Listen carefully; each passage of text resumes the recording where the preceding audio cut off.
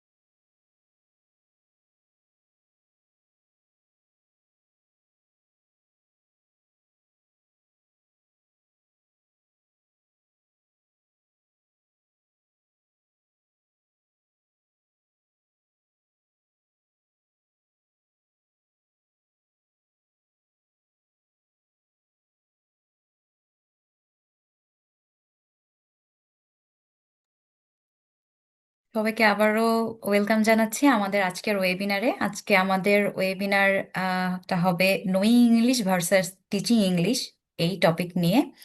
তো আমরা আসলে টপিকটা খুবই ইন্টারেস্টিং, কারণ আমরা সবাই আসলে ইংলিশ কম বেশি জানি, কারণ আমরা আম, আমাদের একাডেমিক জীবনে ইংলিশ পড়েছি প্রায় প্রত্যেক ক্লাসেই। আমার কথা কি শোনা যাচ্ছে? আমি সবাইকে একটু রিকোয়েস্ট করব যেন সবাই একটু হ্যাঁ, মিউট করে রাখেন যখন শোনা সেশনটা যাচ্ছে চলছে। সাম্মা। Thank you so much sir. তো আমি যেটা বলছিলাম, আসলে আমরা আমাদের একাডেমিক জীবনের একটা বড় অংশেই প্রত্যেক ক্লাসে ইংলিশ পড়ি এবং ইংলিশ সম্পর্কে জানি। যখন আমরা আসলে এই নলেজটা অ্যাপ্লাই করতে যাই, বা আমরা যখন টিচিংকে প্রফেশন হিসেবে বেছে নেই বা বেছে নিতে চাই, তখন আসলে আমরা অনেক সময় দেখা যায় যে স্ট্রাগল করি, বা বিভিন্ন টেকনিক্স আসলে আমাদের ফাইন্ড আউট করতে একটু স্ট্রাগল করতে হয়। তো আজকে আমাদের সেশনটা এটা নিয়েই হবে। আমরা যেন এই knowing English versus teaching English, অর্থাৎ ইংলিশটা জানা এবং এটা পড়ানো, এই জিনিসটার মধ্যে যে একটা ডিফারেন্স আছে সেই ডিফারেন্সটা বুঝতে পারি, এবং কিভাবে আমাদের যে বাংলাদেশের ক্লাসরুমগুলো আছে এটায় এই ক্লাসরুমগুলোতে আমরা অ্যাপ্লাই করতে পারি টিচিং এর ক্ষেত্রে। আমরা যদি একটু নেক্সট স্লাইডে যাই। প্রথমে আমার পরিচয়টা একটু দিয়ে নিব। আমি শাম্মাতুল ইসলাম শাম্মা, আপনাদের হোস্ট হিসেবে আজকে আছি। আমি বর্তমানে টিচার্স টাইমের প্রোগ্রাম কোঅর্ডিনেটর হিসেবে কাজ করছি, এবং আহ, এর আগে আমি 10 মিনিট স্কুল এবং ইউএসএড এর প্রজেক্টে কাজ করেছি। আমি আমার পড়াশোনা শেষ করেছি ঢাকা ইউনিভার্সিটি থেকে। এবং আমি টিচার ট্রেনিং বা টিচিং নিয়ে কয়েক বছর ধরেই কাজ করছি, এবং আজকে আপনাদের এই সেশনটাতে আমি থাকছি আমাদের ফ্যাকাল্টির সাথে। Next slide please. আমাদের মূল ওয়েবিনারে ঢোকার আগে একটু আমরা জেনে নেব আজকে আমাদের আসলে কি কি টপিক নিয়ে আলোচনা হবে, এবং এখান থেকে আসলে আপনাদের যে লার্নিং আউটকামটা কি হতে পারে। তো প্রথমেই আমরা আজকে যে জিনিসটা নিয়ে আলোচনা করব সেটা হলো, আমি আগেই বলেছি যে ইংলিশটা জানা এবং এটা কিভাবে শেখানো যায়, ইংলিশটা কিভাবে শেখানো যায়, এই একটা বেসিক যে কিছু পার্থক্য আছে এই পার্থক্যটা নিয়ে আজকে আলোচনা করা হবে, এবং কিছু প্র্যাকটিক্যাল টেকনিক্স নিয়ে আলোচনা করা হবে, যেন আপনারা ইংলিশটা যখন আপনার ক্লাসে পড়াবেন তখন আপনারা কনফিডেন্টলি পড়াতে পারেন, কিংবা ইংলিশের যে বিভিন্ন জিনিস আমরা কম্পোনেন্টস থাকে, একটা ল্যাঙ্গুয়েজ যখন আমরা ক্লাসে পড়াই তখন ল্যাঙ্গুয়েজের বিভিন্ন বিভিন্ন ধরনের কম্পোনেন্টস থাকে বা স্কিলস থাকে, সেই স্কিলসগুলো নিয়ে কিভাবে আপনারা একসাথে কাজ করতে পারেন এই জিনিসগুলো আলোচনা করা হবে। এবং আপনাদের যে অলরেডি আমি বলছিলাম যে আমরা অনেক বছর ধরেই আসলে ইংলিশটা পড়ি ক্লাসে, তো সেই নলেজটা কিভাবে আমরা, ল্যাঙ্গুয়েজের যে নলেজটা আছে সেই নলেজটা কিভাবে আমরা ক্লাসে অ্যাপ্লাই করতে পারি থ্রু বিভিন্ন ধরনের হ্যান্ডস অন টেকনিক্স কিংবা অ্যাক্টিভিটিস, এই ধরনের কিছু অ্যাক্টিভিটি আমরা জানবো। এবং আজকে আমাদের সাথে আছে আমাদের ফ্যাকাল্টি। আমরা যদি একটু নেক্সট স্লাইডে যাই। আচ্ছা, তো আমাদের ফ্যাকাল্টির সাথে পরিচিত হওয়ার আগেই আমরা একটা পোল কি করে নিব নাকি? স্যার, আপনি কাইন্ডলি আপনার পরিচয়টা একটু দিয়ে নেবেন। Okay, thank you Shamma. Good evening everybody. স্ক্রিনে দেখতে পাচ্ছেন আমার নাম সুদেব কুমার বিশ্বাস। আমি আসলে টিচার ট্রেনিং নিয়ে কাজ করছি দীর্ঘদিন ধরে, মানে 20 ইয়ার্স প্লাস আমি কাজ করছি এডুকেশন নিয়ে, mostly in the development sector. আর আমি পড়াশোনা করছি ঢাকা ইউনিভার্সিটিতে, ইংলিশ ডিপার্টমেন্ট থেকে অনার্স মাস্টার্স করেছি। আর এই তো, এবং আমার এই যে 20 বছরের কাজের অভিজ্ঞতার মধ্যে একটা বড় অংশই ছিল এডুকেশন নিয়ে কাজ করা, তার মধ্যে আরো স্পেসিফিকলি টিচারদের নিয়ে কাজ করা। আমি আহ, সেভাবে যদি বলি সংখ্যার দিক থেকে 200+ টিচার ট্রেনিং প্রোগ্রাম আমি ডিজাইন করেছি এবং ফ্যাসিলিটেট করেছি। তো শিক্ষকদের সাথে আমি বেশিরভাগটা কাজ করেছি, এবং এর মধ্যে আরো স্পেসিফিকলি বললে ইংলিশ ল্যাঙ্গুয়েজ টিচিং নিয়েই মূলত আমি কাজ করেছি অনেক বেশি। তো এই বিভিন্ন ন্যাশনাল এবং ইন্টারন্যাশনাল অর্গানাইজেশনে কাজ করেছি। সর্বশেষ আমি ইউএসআইডি তে ছিলাম এডুকেশন অ্যাডভাইজার হিসেবে। আহ, আর এখন ফ্রিল্যান্স কনসালটেন্ট হিসেবে কাজ করছি, এবং সেই সুবাদেই লাইট অফ হোপের সাথে আমার সংযুক্তি। শ্যামা। স্যার আপনার ক্যামেরা অনেক অনেক ও, ধন্যবাদ স্যারকে। ক্যামেরাটা। আমি ও ও এখন, হ্যাঁ, এবার ঠিক আছে। হ্যাঁ, হ্যাঁ, হ্যাঁ, জি, এবার ঠিক একটু আছে না ব্লারি হয়ে ক্যামেরা? গেছে। হ্যাঁ, জি। হ্যাঁ, অনেক হ্যাঁ। অনেক ধন্যবাদ। কাইন্ডলি আমরা একটু স্ক্রিন শেয়ারিংটা অফ করব। স্যার, আপনি যদি কাইন্ডলি একটু আমাদের পোলটা সম্পর্কে বলতেন, আমরা এখনই আমাদের যে একটা পোল আছে সেই পোলটা লঞ্চ করে দিব। তার আগে যদি একটু আপনি বলতেন। ওকে। একটা বিষয় কি, অনেকেরই ধারণা আছে, আচ্ছা পোল সম্পর্কে বললে না ভোটিংটা বায়াসড হয়ে যাবে, বরং আমি না বলি। ওকে, একটা ঠিক আছে। পোল আছে, সেই পোলে যে অপশন গুলো আছে আপনারা দেখে আপনাদের মতো করে আপনাদের কাছে যেটা মনে হয় সেটাতে আপনারা ভোট দিয়ে দিন। আমি কথা বললেই আসলে তখন এক ধরনের বায়াসনেস চলে আসবে আর কি। এই তো উত্তর আসতে শুরু করেছে, ভেরি গুড।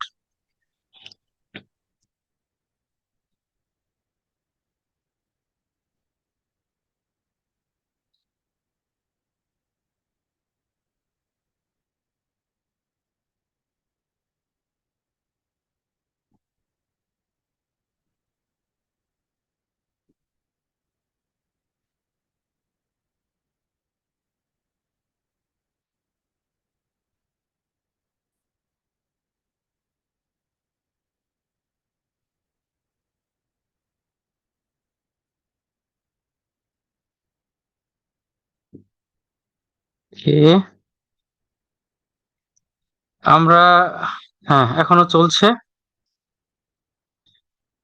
আরো অনেকে এখনো রেসপন্ড করতে বাকি আছেন, প্লিজ করে ফেলুন ঝটপট। হ্যাঁ, আর আপনার কয়েকজন বাকি। মনে হয় আবার ইয়ে হয়ে গেছে। ও আচ্ছা আচ্ছা, হ্যাঁ হ্যাঁ, আমি একটু কাছে গেলে এটা হয়ে যাচ্ছে। হ্যাঁ হ্যাঁ, ওকে, এবার ঠিক আছে।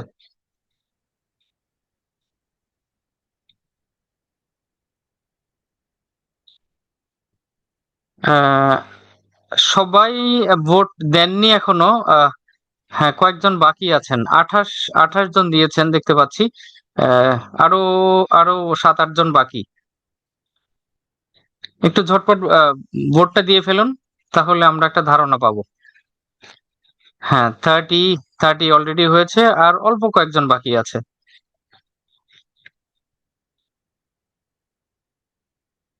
31। বাকিরা কি অপশনটা খুঁজে পাচ্ছেন না? 33 হয়েছে।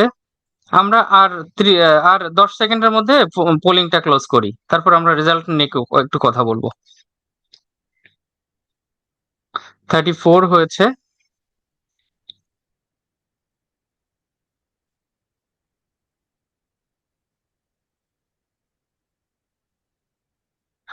ওকে, আমরা তাহলে মানে পোলটা ক্লোজ করি। 34 রেসপন্স আমরা পেয়ে গেছি।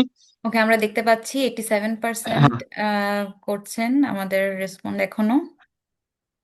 ওকে। হ্যাঁ হ্যাঁ, কয়েকজন বাকি আছেন। আচ্ছা, আমরা শেষ করি। ওকে।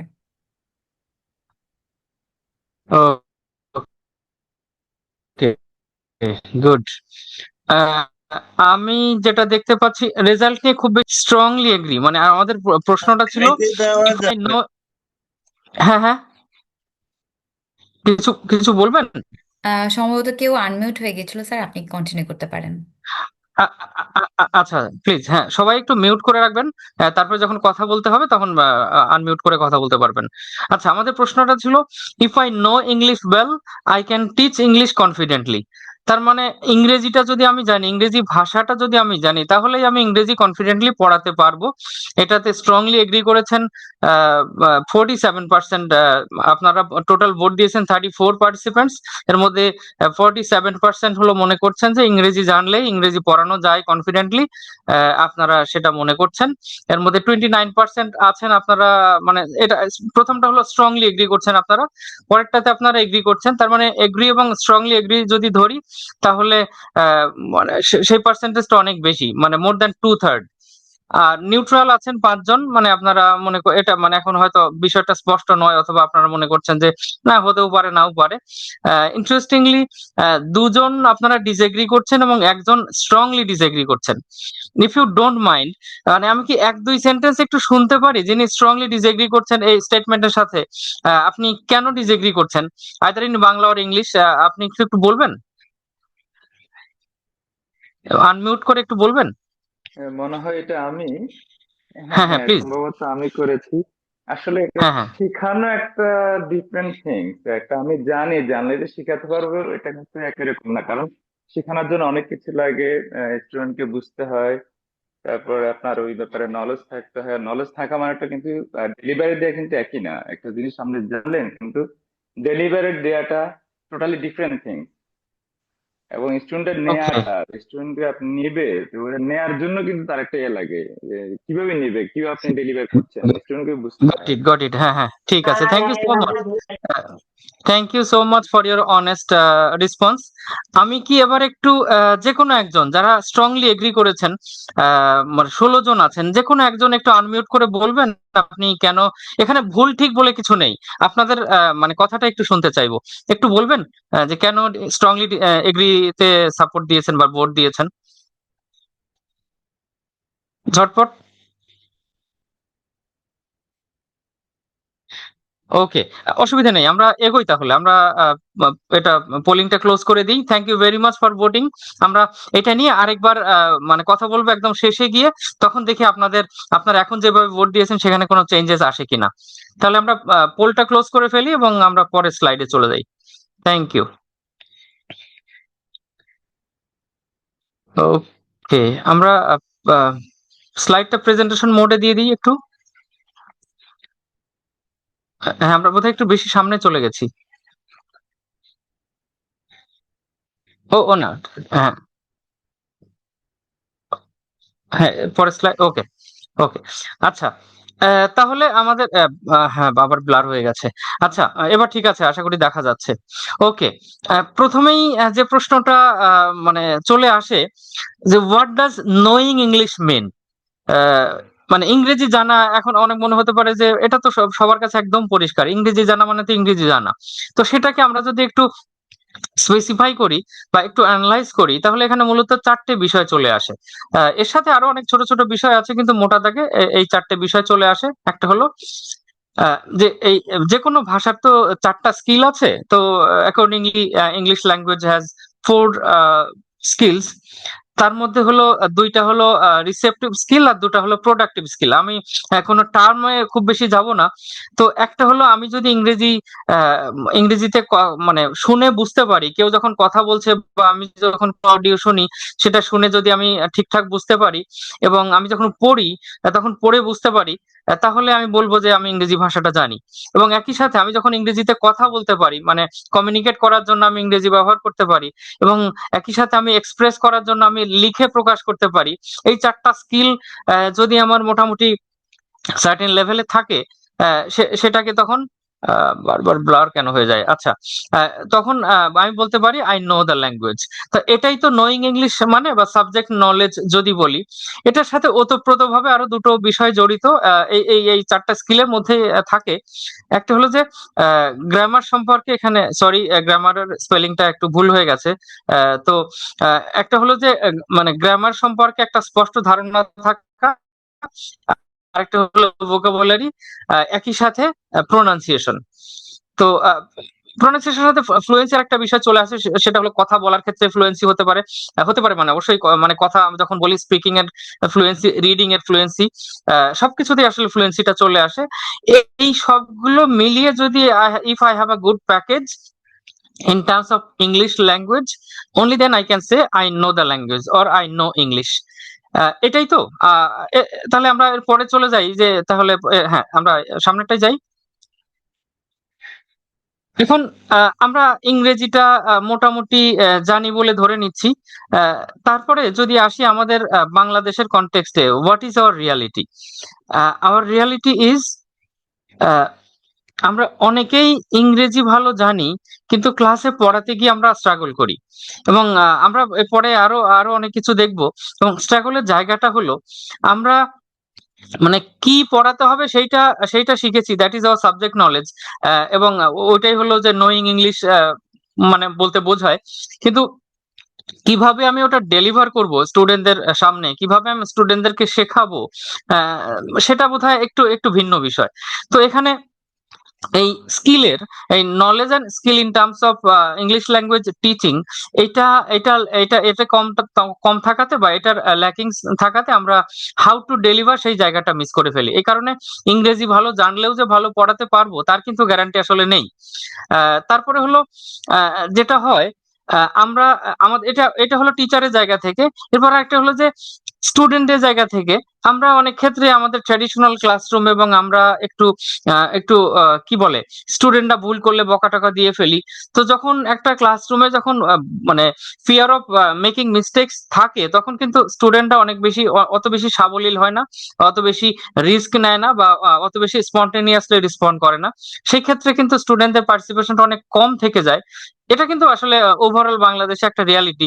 অনেক চেঞ্জেস এসছে, তারপরেও কিন্তু স্টুডেন্টরা ভুল করলে আমরা আমরা বকা দিয়ে ফেলি। বকা দেওয়া যে খুব অন্যায় তা নয়, কিন্তু মানে কখন দিতে হবে কখন দিতে হবে না, সবচেয়ে বড় কথা হলো বকার বিকল্প আরো অনেক কিছু যে আছে, সেটাকে সচেতন ভাবে মাথায় রাখা। আরেকটা যেটা রিয়ালিটি আমাদের ক্লাসরুমের ক্ষেত্রে, আহ, একটা প্রশ্ন কি, যে ক্লাসে শিখতে এসছে কে? ডেফিনেটলি আমাদের স্টুডেন্টরা। আমিও শিখি, টিচার হিসেবে আমিও শিখি ডেফিনেটলি। আমি শিখি হলো স্টুডেন্টরা কিভাবে শেখে, কিভাবে শেখে না, ওদের প্রোগ্রেস কি হচ্ছে, আমি কিভাবে করলে ওরা আরো ভালো শিখতে পারে, এই যে প্রক্রিয়ার ভেতর দিয়ে যাচ্ছি, আমি এইটা শিখি। কোনটা ভালো কাজ করে, কোনটা ভালো কাজ করে না, সেটা শিখি। কিন্তু শিখতে তো এসছে আমার ক্লাসে মূলত স্টুডেন্টরা। কিন্তু আমাদের অধিকাংশ ক্লাসরুমে বাংলাদেশের রিয়ালিটি যেটা, আমরা টিচার অনেক বেশি আমরা কথা বলি, স্টুডেন্টদের জন্য কথা বলার সুযোগটা কিন্তু আমরা অনেক কম দিই। বলি, কিন্তু আমি বেশি কথা বলে তো লাভ হচ্ছে না, because I am not here to learn but my students, so my students should have ample opportunities to speak in the class. তো সেটা যদি করতে পারতাম তাহলে আমাদের ক্লাসের সিনারিও হয়তো অনেকখানি চেঞ্জ, সিনারিওতে অনেকখানি চেঞ্জ আসতো। আরেকটা যেটা বিষয় আমাদের, আমরা যতই কমিউনিকেটিভ ইংলিশের কথা বলি, যতই আমরা মানে আমরা ক্রিয়েটিভ টিচিং লার্নিং এর কথা বলি, যতই আমরা লার্নার সেন্টার্ড ক্লাসরুমের কথা বলি, এখনো কিন্তু আমাদের ইংলিশ লার্নিং বিশেষ করে অনেক বেশি গ্রামার বেসড, অনেক বেশি রুল বেসড, অনেক বেশি ওই যে subject plus object plus plus blah blah blah এরকম করে শেখানোর প্র্যাকটিসটা আমাদের দেশে এখনো কিন্তু অনেক বেশি আছে। এখন আমরা ট্রান্সলেশনের উপরে অনেকখানি ডিপেন্ড করি, মানে ইংরেজিতে যেটা হয় সেটা বাংলাতে না আসা পর্যন্ত আমরা মনে করি যে আমি বুঝতে পারছি না, আমার স্টুডেন্টরা বুঝতে পারছে না, অথবা আমি বোঝাতে পারছি না। আর ওভারঅল মেমোরাইজেশনের বিষয়টা তো আছেই, আমাদের সিস্টেমটা অনেক বেশি এক্সাম নির্ভর, এক্সাম বেসড হওয়ার কারণে মেমোরাইজেশনের একটা বড় প্রভাব এখানে আছে। অথচ মেমোরাইজেশন কিন্তু প্রকৃত লার্নিং নয়, সেটা আমরা সবাই জানি, তারপরেও আমাদের সিস্টেমটা এভাবেই চলছে আর কি। সব মিলিয়ে এটা আসলে আমাদের একটা বাস্তবতা, যে বাস্তবতা থেকে আমাদের আসলে এটা থেকে একটা ট্রানজিশন দরকার, আমাদের একটু সামনে যাওয়া দরকার। তো আজকের এই ওয়েবিনারে আমরা চেষ্টা করব এই অল্প সময়ের মধ্যে কিছু বিষয় আপনাদের সামনে উপস্থাপন করা, আপনাদের কথাও শুনবো মাঝে মাঝে। তারপরে আমরা একটু বোঝার চেষ্টা করবো আমরা কি করতে পারি। অন্তত এই ওয়েবিনার থেকে আপনাদের সামনে আমি কিছু tools and techniques and activities উপস্থাপন করতে চাই, যাতে করে আপনারা এই ঘন্টাখানিক একসাথে কাটানোর পরে you can go back with some ideas, some further ideas. Okay, আমরা একটু সামনের দিকে যাই তাহলে। ওকে, আগে তো বললাম যে হোয়াট ডাজ নোয়িং ইংলিশ মিন, এখন আমরা বলছি what does teaching English mean.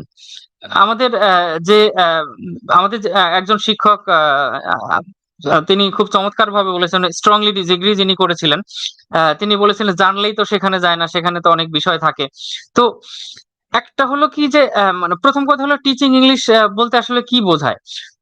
First of all, teaching English means helping learners use English meaningfully. And use বলতে সেটা রিডিং হতে পারে, লিসনিং হতে পারে, রাইটিং হতে পারে, স্পিকিং হতে পারে, মানে যে কোনো স্কিল হতে পারে, বা একটা স্কিলের সাথে আরেকটা স্কিলের ইন্টিগ্রেশন হতে পারে। তো একজন টিচার যখন এই এই অপরচুনিটি গুলো স্টুডেন্টদের জন্য তৈরি করতে পারেন, আই মিন এই যে 4 স্কিলের প্র্যাকটিস করার অপরচুনিটি, যেখানে লিসনিং, স্পিকিং, রিডিং, রাইটিং সবগুলোই আসে, এই অপরচুনিটি প্রপারলি ক্রিয়েট করতে পারার যে স্কিল বা যে নলেজ অ্যান্ড স্কিল, এটাই কিন্তু টিচিং ইংলিশ এই কথাটার প্রথম মানে। আর দ্বিতীয় মিনিং হলো ইন্টিগ্রেশন অফ 4 স্কিলস। এখন আমি এই 4টা স্কিলকে ফোকাস করে আমি I know how to deliver any lesson, I know how two engage my students and how to interact with my students, or how to create an environment where students can interact with each other. But এই যে একটা স্কিলের সাথে একটা স্কিলের যে connection আছে, সেইটা যদি আমি ঠিকঠাক মতো করতে পারি, only then students can learn better. এখন একটু ছোট করে যদি বলি, ধরুন আহ একদম জাস্ট একটা এক্সাম্পল, মাই হোম। এই মাই হোম বা মাই কান্ট্রি, আচ্ছা ধরেন মাই কান্ট্রি একটা টপিক, এই টপিক নিয়ে হয়তো স্টুডেন্টরা they are going to read a passage বা রিড আ কম্প্রিহেনশন যাই বলি। তো এখন এটা হলো তার রিড করতে যেহেতু যাচ্ছে, তার মানে এটা হলো তাদের রিডিং স্কিল। এখন আমি যদি মাই কান্ট্রি নিয়ে একটু আলোচনা করি, and when I am saying একটু আমরা একটু আলোচনা করি, তখন কিন্তু আসলে এটা হয়ে যাচ্ছে লিসনিং এন্ড স্পিকিং। মানে any conversation goes with listening and speaking. কেউ যখন বলছে তার জন্য স্পিকিং, বাকিদের জন্য লিসনিং। তার মানে লিসনিং স্পিকিং নিয়ে যদি আমি মাই কান্ট্রি নিয়ে একটু একটা কনভারসেশন থাকে, বা কিছু কোশ্চেন এন্ড আনসার সেশন থাকে, এরপরে যদি পড়তে দিই, তখন কিন্তু what students are going to read we have already discussed. That means when they will be reading, they will be better understanding, because ওইটা নিয়ে অলরেডি আমরা আলোচনা করে ফেলেছি। এখানে কিন্তু আমরা লিসনিং, স্পিকিং এর সাথে রিডিং কে ইন্টিগ্রেট করছি, এখানে 3টা স্কিলকে আমরা ইন্টিগ্রেট করছি। এরপরে যদি আমরা পাঠের একদম শেষের দিকে গিয়ে, লেসনের শেষের দিকে গিয়ে, if we ask hour students now please write 5 sentences about our country, যেটা বইয়ের ভাষায় না, নিজের মতো করে right 5 sentences about our country. তখন কিন্তু আমরা রাইটিংটাকেও ইন্টিগ্রেট করে ফেললাম, যেটা নিয়ে আমরা লিসনিং স্পিকিং দিয়ে শুরু করেছি, then we went for reading, and now we are ending the lesson with some writing activities. এখানে কিন্তু আমরা 4টা স্কিলকে ইন্টিগ্রেট করে ফেললাম। এখন কিভাবে ইন্টিগ্রেট করতে হবে, কোন লেসনে কখন কোনটা আসবে, এই নলেজ অ্যান্ড স্কিল থাকাটা তো টিচিং ইংলিশের সাথে ভীষণভাবে কানেক্টেড।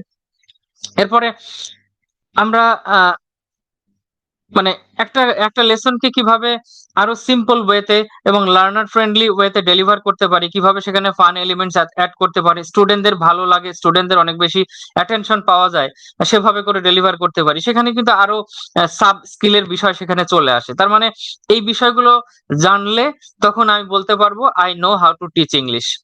আর শেষে গিয়ে তো একটা বিষয় থাকেই যে আমি আমার স্টুডেন্টদেরকে কিভাবে গাইড করছি, কিভাবে মোটিভেট করছি, এবং এই টোটাল যে লার্নিং প্রসেস এটাকে আমি ইফেক্টিভলি ফ্যাসিলিটেট করতে পারছি। তার জন্য অনেক কিছু লাগে।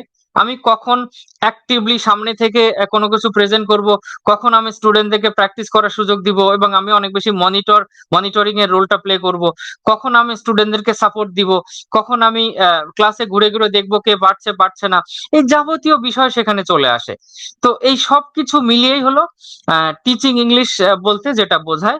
এবং মানে দুই এক শব্দে বললে যে some set of knowledge and skills, এই দুটো মিলেই হলো টিচিং ইংলিশ আসলে হয়। আমরা একটু সামনের দিকে যাই। ওকে, এখন এটাকে আরেকটু স্পষ্টভাবে বোঝার চেষ্টা করি। মানে knowing English versus teaching English, যেটা যেটা আমাদের আজকের টপিক। একটা হলো যে ওই আমি বোধহয় একবার বলেও ফেলেছি যে নোয়িং ইংলিশ বলতে বোঝায় যে হোয়াট টু টিচ, মানে আপনি কি পড়াবেন। এখন আপনি কি পড়াবেন সেটা খুব ভালো করে জানেন, but it doesn't give us any guarantee যে হাউ টু টিচ বিষয়টা আমি জানি। আহ, ভাষা জানা এক জিনিস, আর সেই ভাষা জ্ঞান জেনে সেটাকে ডেলিভার করা with with proper understanding in terms of different methods and techniques specifically for English language teaching, এই বিষয় সম্পর্কে যদি আমার স্কিল না থাকে, skill as a like generic skill as a teacher and then specific skill as English language teacher, এই দুটোর combination যদি না থাকে, I can't teach English better though I know English very well. তাহলে পোলে যারা যেভাবে রেসপন্ড করেছিলেন, এখন কি উত্তরটা একটু পেয়ে যাচ্ছেন? আর যখন হোয়াট টু টিচ বলি, সেখানে প্রথমে হ্যাঁ ইন জেনারেল সাবজেক্ট নলেজ চলে আসে। সাবজেক্ট নলেজ বলতে আমরা সেখানে ভোকাবুলারির কথা বুঝি, আমরা সেখানে প্রনাউন্সিয়েশনের কথা বুঝি, আমরা গ্রামারের কথা বুঝি, এবং ওই যে 4 স্কিল, অনেক আছে খুব ভালো বলতে পারে কিন্তু লিখতে পারে না, হবে না, লিখতেও পারতে হবে, বলতেও পারতে হবে। অনেকে আছে খুব ভালো বলতে পারে কিন্তু শুনে বোঝে না, বিশেষ করে ডিফারেন্ট ডিফারেন্ট অ্যাকসেন্ট যখন আসে তখন খুব ডিফিকাল্ট হয়ে যায়। হ্যাঁ, আমাদের সবার জন্যই হয়, কিন্তু একটা সার্টেন লেভেল তো থাকতে হবে। আবার অনেকে আছে যে মানে কথা বলতে পারে খুব ভালো, কিন্তু পড়তে দিলে পড়ে অতটা বুঝতে পারে না। তো সেটা হলেও তো হবে না। তার মানে ইংলিশ ভাষাটা আমি জানি, সেটা সেটা বলতে গেলে কনফিডেন্টলি আমাকে 4টা স্কিলই ভালোভাবে জানতে হবে, তাহলেই আমি বলতে পারবো আই নো দ্য ল্যাঙ্গুয়েজ। আর এই নোয়িং ইংলিশ এটা হলো আপনার কম্পিটেন্স। কম্পিটেন্স মানে যে আপনার ওই যে ওই আমি স্কিলের কথা বলেছি, দক্ষতার কথা বলেছি, মানে you know what to do. কিন্তু আচ্ছা, আর আর এটা অনেক বেশি টিচার ডিপেন্ডেন্ট, মানে আপনার নলেজ আছে সেটা একেবারে মানে টিচার সেন্ট্রিক একটা বিষয়। আর যখন আমরা টিচিং ইংলিশের কথা বলি, তখন ওই যে বললাম হাউ টু টিচ, মানে কিভাবে পড়াবো, সেই বিষয়টা এখানে মুখ্য হয়ে যায়। সেখানে চলে আসে পেডাগজিক্যাল নলেজ অ্যান্ড স্কিল। আমি নলেজ স্কিলের কথা আগেই বলেছি। তারপরে এখানে চলে আসে আমি একটা লেসন কিভাবে প্ল্যান করব, আমার টোটাল প্ল্যানিংটা কেমন করে হবে সেটা সম্পর্কে যেরকম আমার নলেজ এন্ড স্কিল থাকা দরকার। ডিফারেন্ট মেথডস এন্ড টেকনিক্স সম্পর্কে আমার স্পষ্ট ধারণা থাকা দরকার। আমি কিভাবে, how can I engage my students effectively, how can I interact with them, how can I assess them, how can I communicate better with them, how can I provide simple classroom instruction in English. তো এই বিষয় সম্পর্কে যদি ধারণা থাকে, তাহলে কিন্তু আমি অনেক বেটার কমিউনিকেট করতে পারবো। এবং ওই যে অ্যাসেসমেন্টের কথা বললাম, তাদের লার্নিং প্রোগ্রেসকে যদি আমি অ্যাসেস করার জন্য প্রপার অনেক রকম টেকনিক আছে, তো এটা সম্পর্কে যদি আমার জ্ঞান না থাকে এবং এক্সপিরিয়েন্স না থাকে, আমি জানি বটে কিন্তু ক্লাসে কখনো করিনি, তাহলে তো আমি কনফিডেন্টলি করতে পারবো না। So if I have that kind of exposure and experience, only then I can say I know how to deliver it. তার মানে অনেকগুলো বিষয় কিন্তু এখানে চলে আসে। তারপরে আমরা নলেজের জায়গায় যেটাকে বলছি কম্পিটেন্স, মানে I have the ability to do, সেটাকেই আমরা এখানে এসে বলছি পারফরমেন্স। আচ্ছা, এই কম্পিটেন্স এবং পারফরমেন্সের পার্থক্যটা বোঝার জন্য আমি আরেকটা ইজি এক্সাম্পল দিতে পারি। আমি প্লেয়ারদের কথা বলি। আচ্ছা, বাংলাদেশের ক্রিকেটারদের কথাই যদি বলি, অনেক ভালো ভালো ক্রিকেটার আমাদের আছেন। আচ্ছা ধরুন, কার কথা বলবো, এই মুহূর্তে সব থেকে ভালো খেলে কে? আহ নাম, খেলে তো সবাই মোটামুটি খেলে। আচ্ছা আচ্ছা, মুশফিকুর রহিমের কথা বলি। মুশফিকুর রহিম নিঃসন্দেহে বাংলাদেশের one of the best batters. তার মানে কি মুশফিকুর রহমান প্রতিদিন সেঞ্চুরি করে বা প্রতিদিন ভালো খেলে, প্রতিদিন দলকে জিতিয়ে আনতে পারে? পারে কি? না তো। তার মানে মুশফিকুর রহিমের কম্পিটেন্স আছে, মানে he knows how to play, কিন্তু প্রতিদিন কিন্তু উনি পারফর্ম করতে পারেন না। মানে কম্পিটেন্স হলো the skill he or she has, আর পারফরমেন্স হলো যেটা উনি ডেলিভার করতে পারেন। তার মানে কম্পিটেন্স থাকলেই কিন্তু ডেলিভার প্রতিদিন করা যায় না, মানে পারফরমেন্স প্রতিদিন দেখানো যায় না। কিন্তু কম্পিটেন্স যদি না থাকে তাহলে কিন্তু পারফরমেন্স করা কোনোভাবেই সম্ভব নয়।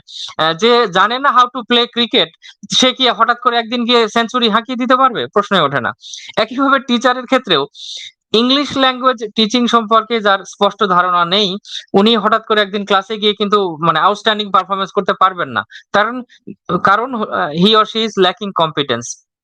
এটাই হলো কম্পিটেন্স আর পারফরমেন্সের মধ্যে পার্থক্যটা।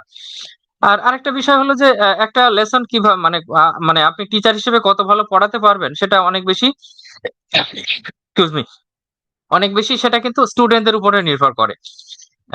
তার মানে স্টুডেন্টদের লেভেল যেরকম, ওদের এই লেসনের প্রতি আগ্রহ যেরকম, বা আপনি তাদেরকে কতটা আগ্রহী করতে পারছেন, এই সবকিছু মিলিয়ে একটা লেসন কতটা ইফেক্টিভ হবে সেটা ডিপেন্ড করে, শুধু আপনার উপরে একদমই করে না। তার মানে knowing English and teaching English অনেকখানি আলাদা বিষয়। তবে বটম লাইন হলো, ইংরেজি যিনি জানেন ভালো তার পক্ষে ইংরেজি পড়ানো অপেক্ষাকৃত অনেক সহজ। যিনি জানেনই না ভাষাটা, তিনি কিভাবে পড়াবেন? টেকনিক সম্পর্কে যতই ধারণা থাক, হয়তো উনি বাংলা পড়ান, বাংলা চমৎকার পড়ান, চমৎকার একজন টিচার উনি, কিন্তু ইংরেজি ভাষাটা না জানলে তো পড়ানো সম্ভব নয়। তার মানে এই দুটোর কম্বিনেশন লাগবে। Excuse me.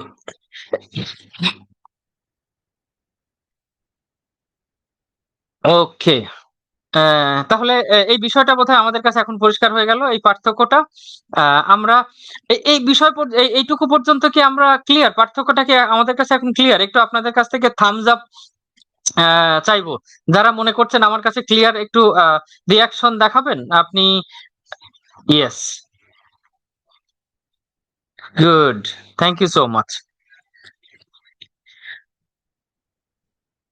আমরা প্রশ্ন করার সুযোগ পাবো, আমরা শেষের দিকে গিয়ে আপনাদের প্রশ্ন করার সুযোগ দিব, আপনাদের কথা শুনবো।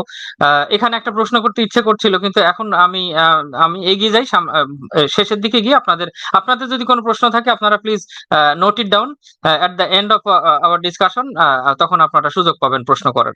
Thank you so much. আমি আপনাদের জন্য থামস আপ দিলাম because you are actively listening to me. Okay, তাহলে এগোই। নেক্সট নেক্সট স্লাইডে যাই।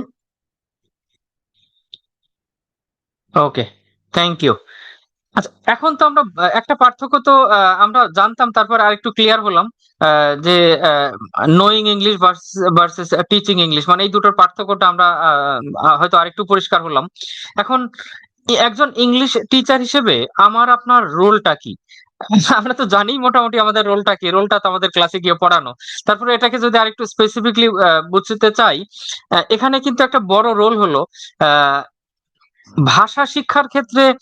কোন শিক্ষার ক্ষেত্রে আসলে এখন আর এটা ভ্যালিড না, ভাষা শিক্ষার ক্ষেত্রে অবশ্যই নয়। সেটা হলো যে as a teacher you are not a lecturer, but you are a facilitator. You are not providing lecture or you are not talking all the time, rather you are facilitating a learning process, and if you can do that, only then you can be an effective teacher. আচ্ছা, আপনার রোলের মধ্যে প্রথম রোলটা হলো আপনি ক্লাসে যাওয়ার আগে কি করবেন, এটা যদি তিন ভাগে চিন্তা করেন, একটা হলো যে what you need to do before entering into any class, and what you need to do when you are in the class, and what else you need to do when I mean after your class. তো সে এই তিন ভাগে যদি দেখি,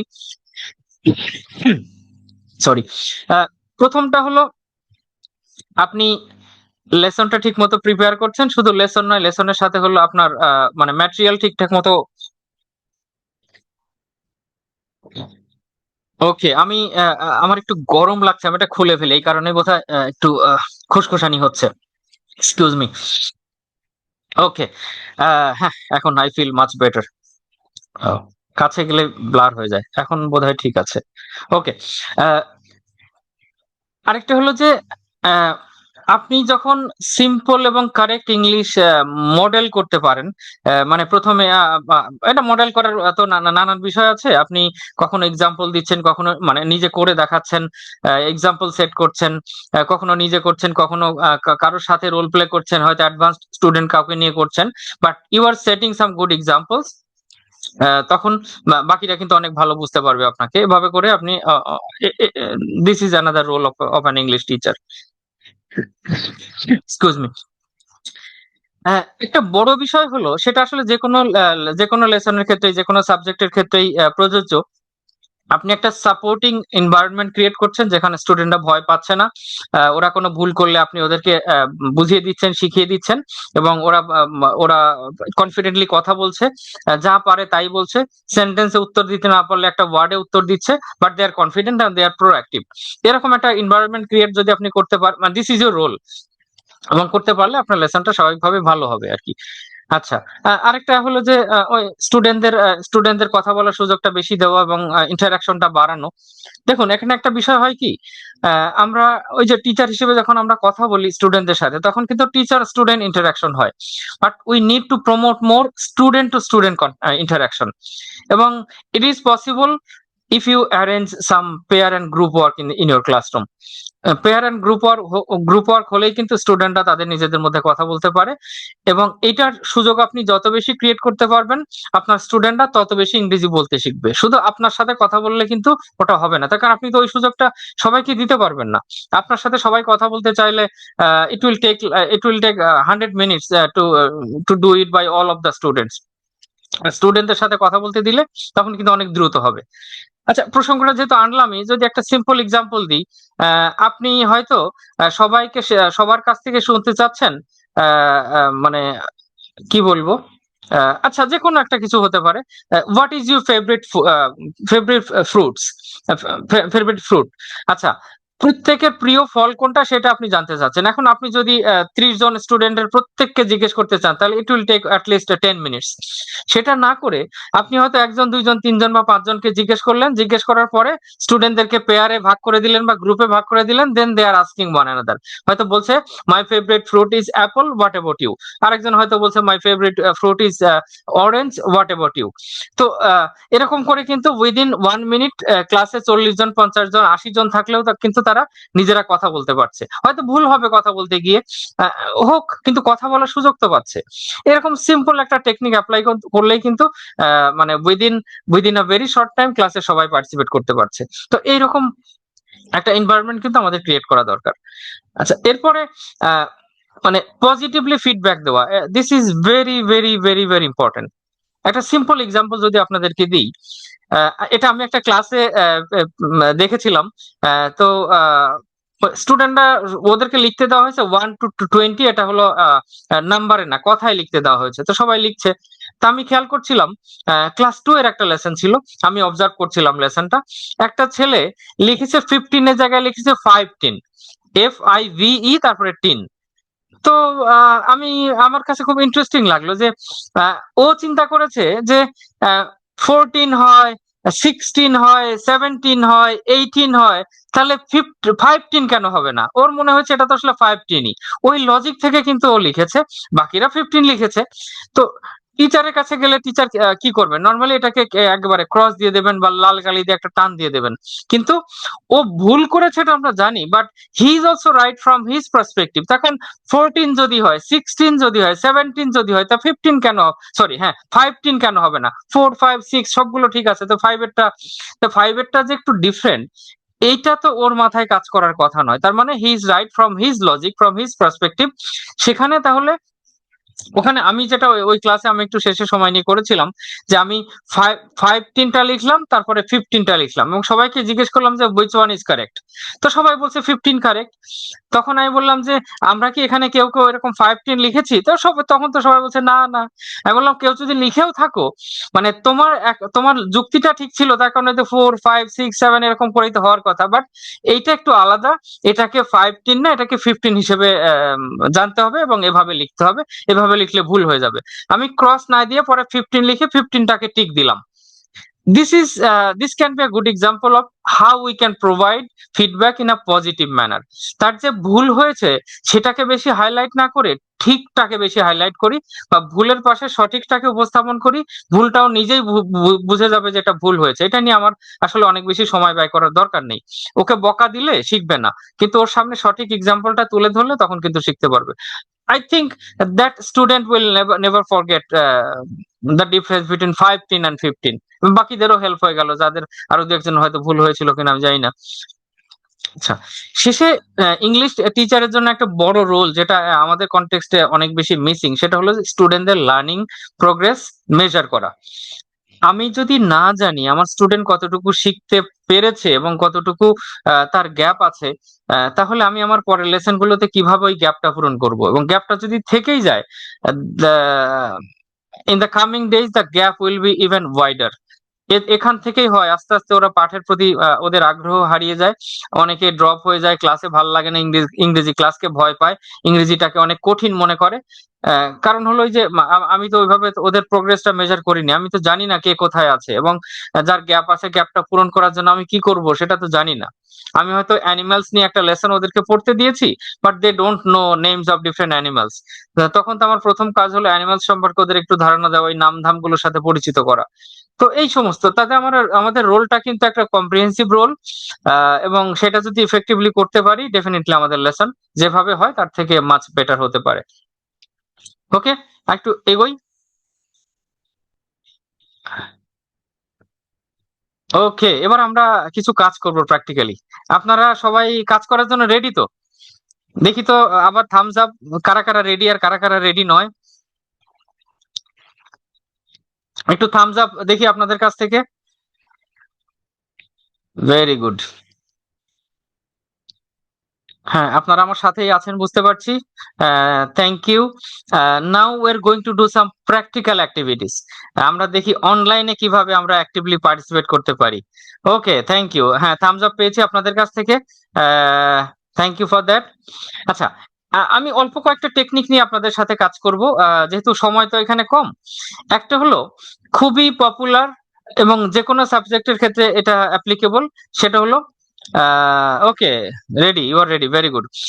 think, pair, share.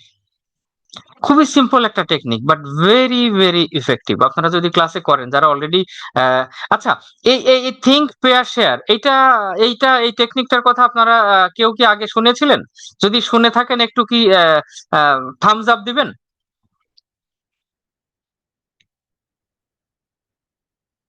না বোধহয়। আচ্ছা, আহ কোনো অসুবিধা নেই, তাহলে আরো ভালো হলো, আপনাদের জন্য নতুন হলো।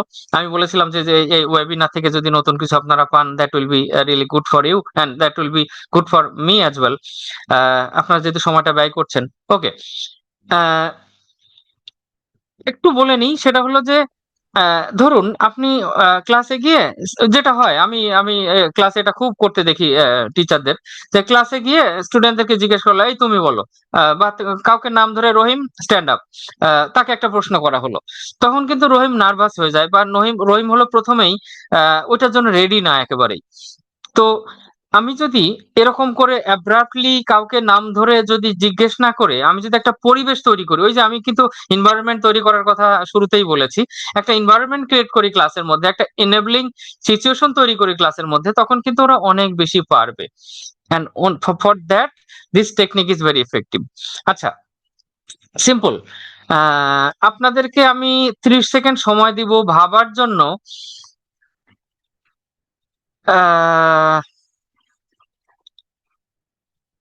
think about one best thing uh, that you have, or one best idea that you have learned from any source, from anybody, from reading a book or whatever, ইউটিউবের ভিডিও দেখে হতে পারে, যা কিছু হতে থাকে, আপনি একটা ভালো আইডিয়া পেয়েছেন বা একটা কিছু শিখেছেন রিসেন্টলি, হতে পারে গত 1 মাসের মধ্যে।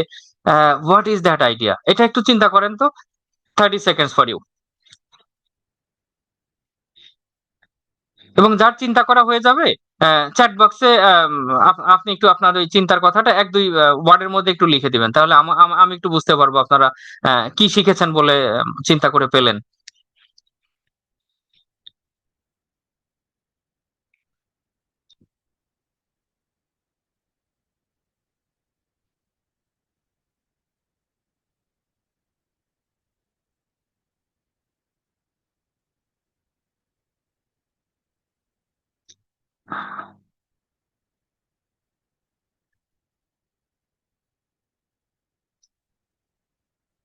ওকে, wow, emotional intelligence, very good. হ্যাঁ, আরো 2-1জনের কাছ থেকে শুনি। Stay positive, very good. Lesson planning ছিল প্রথমে, ইআই ছিল, ইআই তে কি হয় যেন?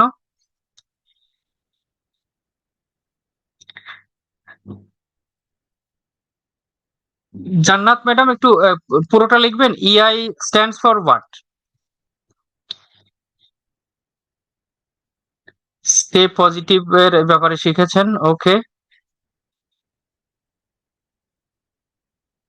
ওকে, think positive, yes, we have to be very positive. Okay, আচ্ছা ঠিক আছে, হ্যাঁ, আমি বেশ কয়েকটা পেয়ে গেছি, থ্যাংক ইউ। ও, ইমোশনাল ইন্টেলিজেন্স, আচ্ছা আচ্ছা, সরি, মাই ব্যাড। হ্যাঁ, আচ্ছা আচ্ছা, আমরা এআই নিয়ে এত বেশি মানে কথা বলি, তো ইআইটা আমার মাথায় কাজ করছিল না যে কি হতে পারে।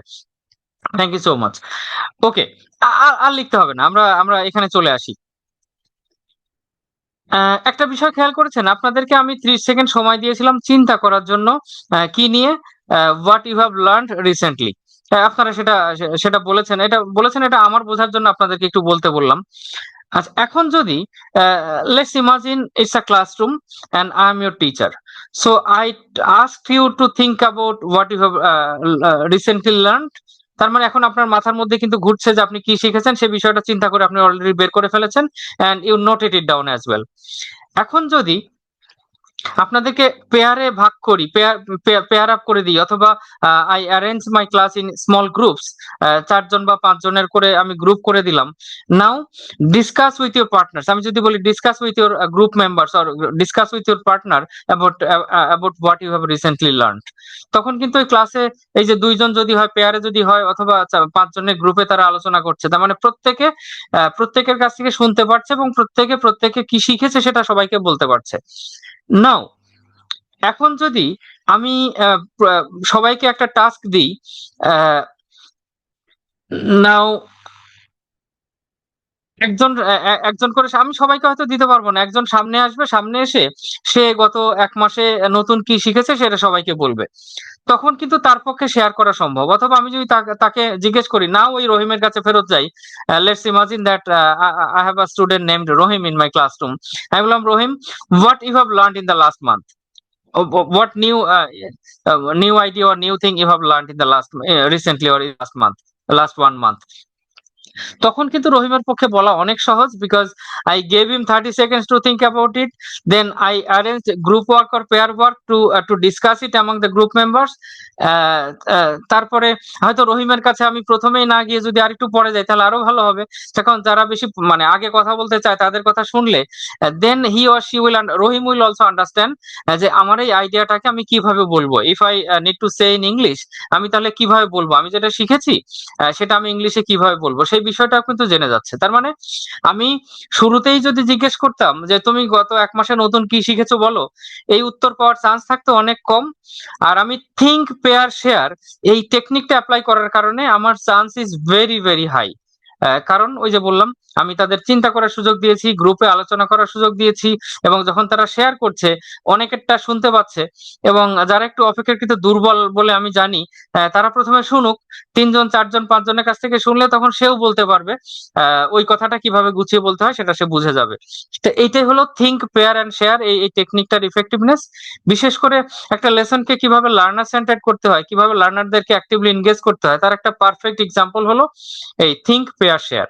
তো আশা করি আপনারা আপনাদের ক্লাসে নেক্সট টাইম এটা যেখানে অ্যাপ্লিকেবল আপনারা অ্যাপ্লাই করবেন, and you will see the result. Think pair share টেকনিকটা কেমন লাগলো আপনাদের কাছে, একটু কি জানাবেন আপনাদের রিয়াকশন? এক্সকিউজ মি, আপনাদের রিয়াকশনটা কি একটু জানতে পারি? ওকে, গুড গুড গুড। হ্যাঁ, সবার যদি একটু হাতটা এখানে আসে, রিয়াকশনের জায়গায় আসে।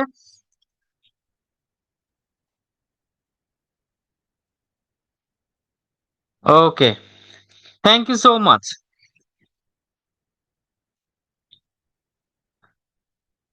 ওকে ওকে, একদম একদম, একজন ফরম্যাটিভ অ্যাসেসমেন্টের কথা লিখেছেন।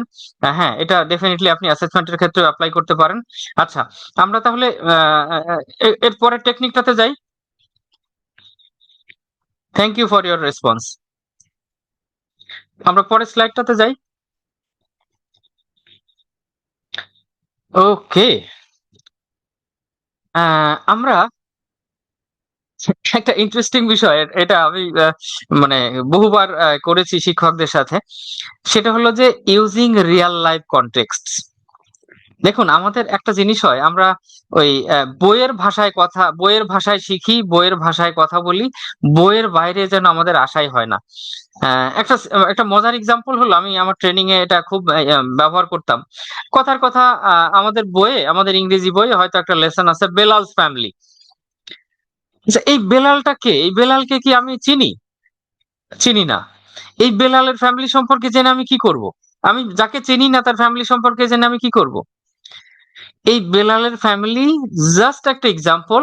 এই এক্সাম্পলটা দেওয়া হয়েছে যাতে করে আমি আমার ফ্যামিলি সম্পর্কে আমি কিছু জানতে পারি, আমার ফ্যামিলি সম্পর্কে কিভাবে 2 লাইন লিখতে হয় সেটা বুঝতে পারি, আমার ফ্যামিলি সম্পর্কে কথা বলতে হয় কিভাবে, আমার ফ্যামিলির বিভিন্ন ইনফরমেশন যদি কেউ জানতে চায় তাকে আমি শেয়ার করতে পারি কিভাবে, আমার ফ্যামিলি, মাই ফ্যামিলি সম্পর্কে যদি কেউ কিছু লিখে সেটা যেন আমি পড়ে বুঝতে পারি। এই তো the end result is I need to know something about my family. I need to মানে how I can speak about my family, how I can read or write about my family. এটাই হলো এই লেসনের ultimate target. বেলাস family just an example. এখন আমার যদি real life কনটেক্সটে আমি না আসি, আমি যদি স্টুডেন্টদের রিয়েল লাইফ কনটেক্সটে নিয়ে না যাই, তারা যদি বেলাল ফ্যামিলির মধ্যেই থাকে, বেলালের বয়স কত, বেলাল কোন ক্লাসে পড়ে, বেলালের বাবা কি করে, মা কি করে, ওরা সব জানে, সব মুখস্থ, পরীক্ষা আসলে সুন্দর করে লিখতে পারবে, 100-তে 100 পেয়ে যাবে। But they can't say anything about their own family, they can't say what their fathers and mothers do, they can't write 5 sentences about their own family. তাহলে এই লার্নিং এর কোনো অর্থ নেই। And even this is not communicative English, and even this is not designed to let them learn the language. এটা শুধুই মুখস্থ করা, শুধুই পরীক্ষায় নম্বর পাওয়ার জন্য। বিকজ বেলালস ফ্যামিলি শিখে আমার 5 পয়সার কোনো লাভ হচ্ছে না। আমার লাভ হবে তখনই when I can link it to real life context or students real life experiences. এক্সাম্পলটা তাহলে পরিষ্কার। আমি ওই এখানে যে মার্কেট, স্কুল, হোম, আমি তো মাই ফ্যামিলির কথা বললাম রিলেটেড টু হোম। দেখুন একটা জিনিস, আমরা এটা তো আমাদের আসলে সিস্টেমের দোষ, আমাদের ব্যক্তিগত দোষ কারোরই নয়।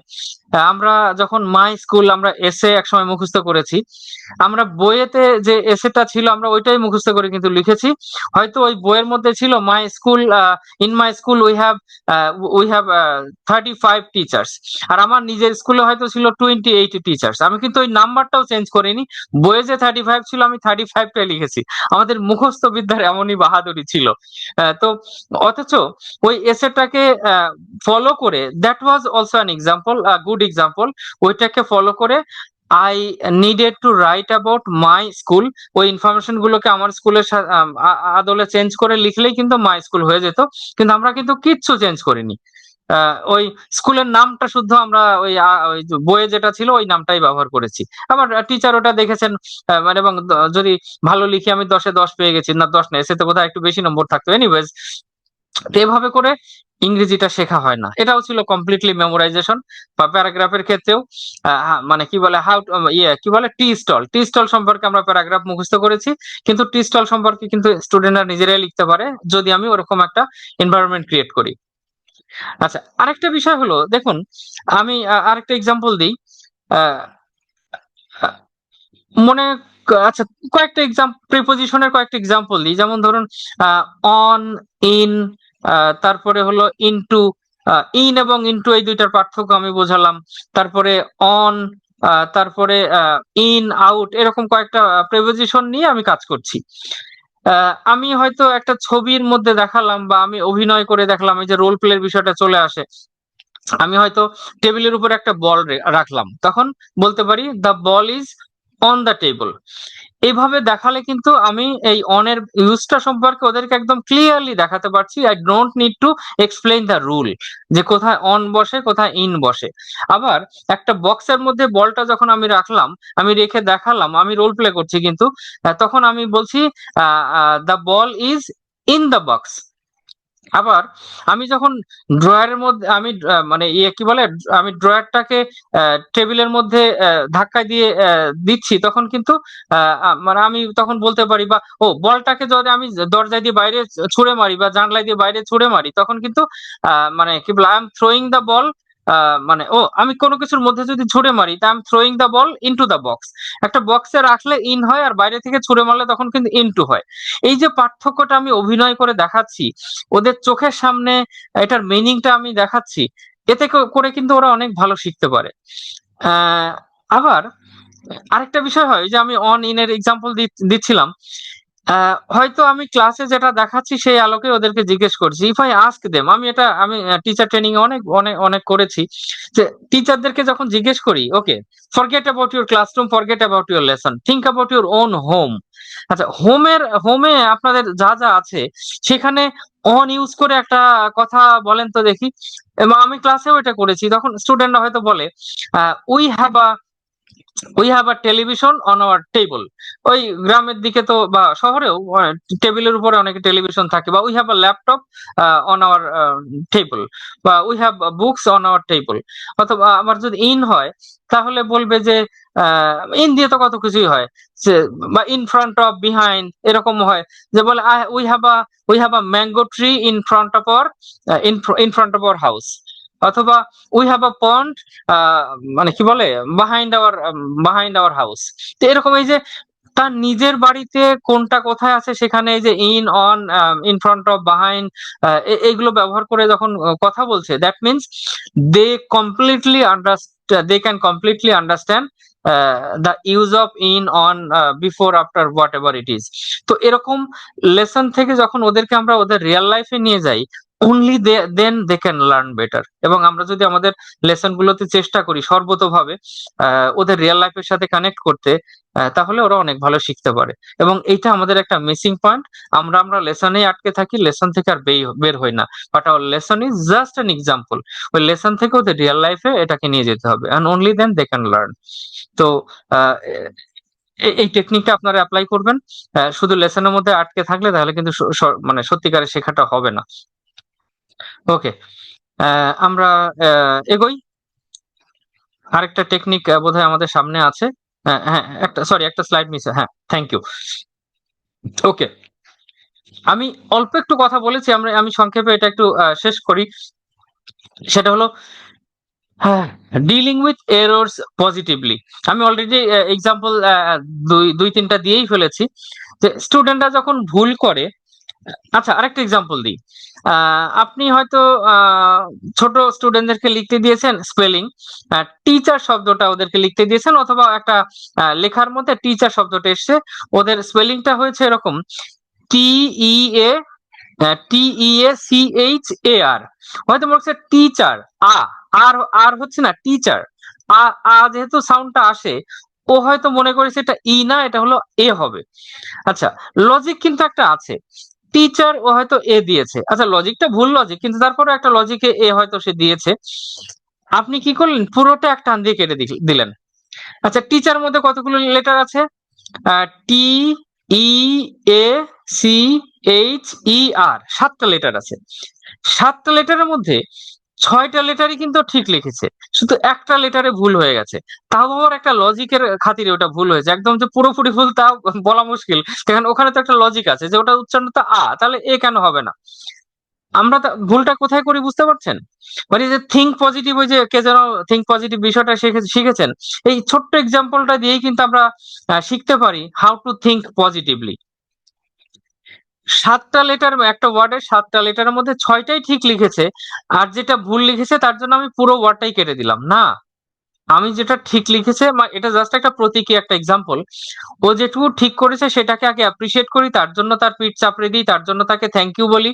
আর যেটুকু ভুল করেছে সেটা নিয়ে ডিল করি, এবং ডিল আমি বলছি সেটা নিয়ে বকা না দিই, সেটা নিয়ে ডিল করি। ডিল করা কিরকম?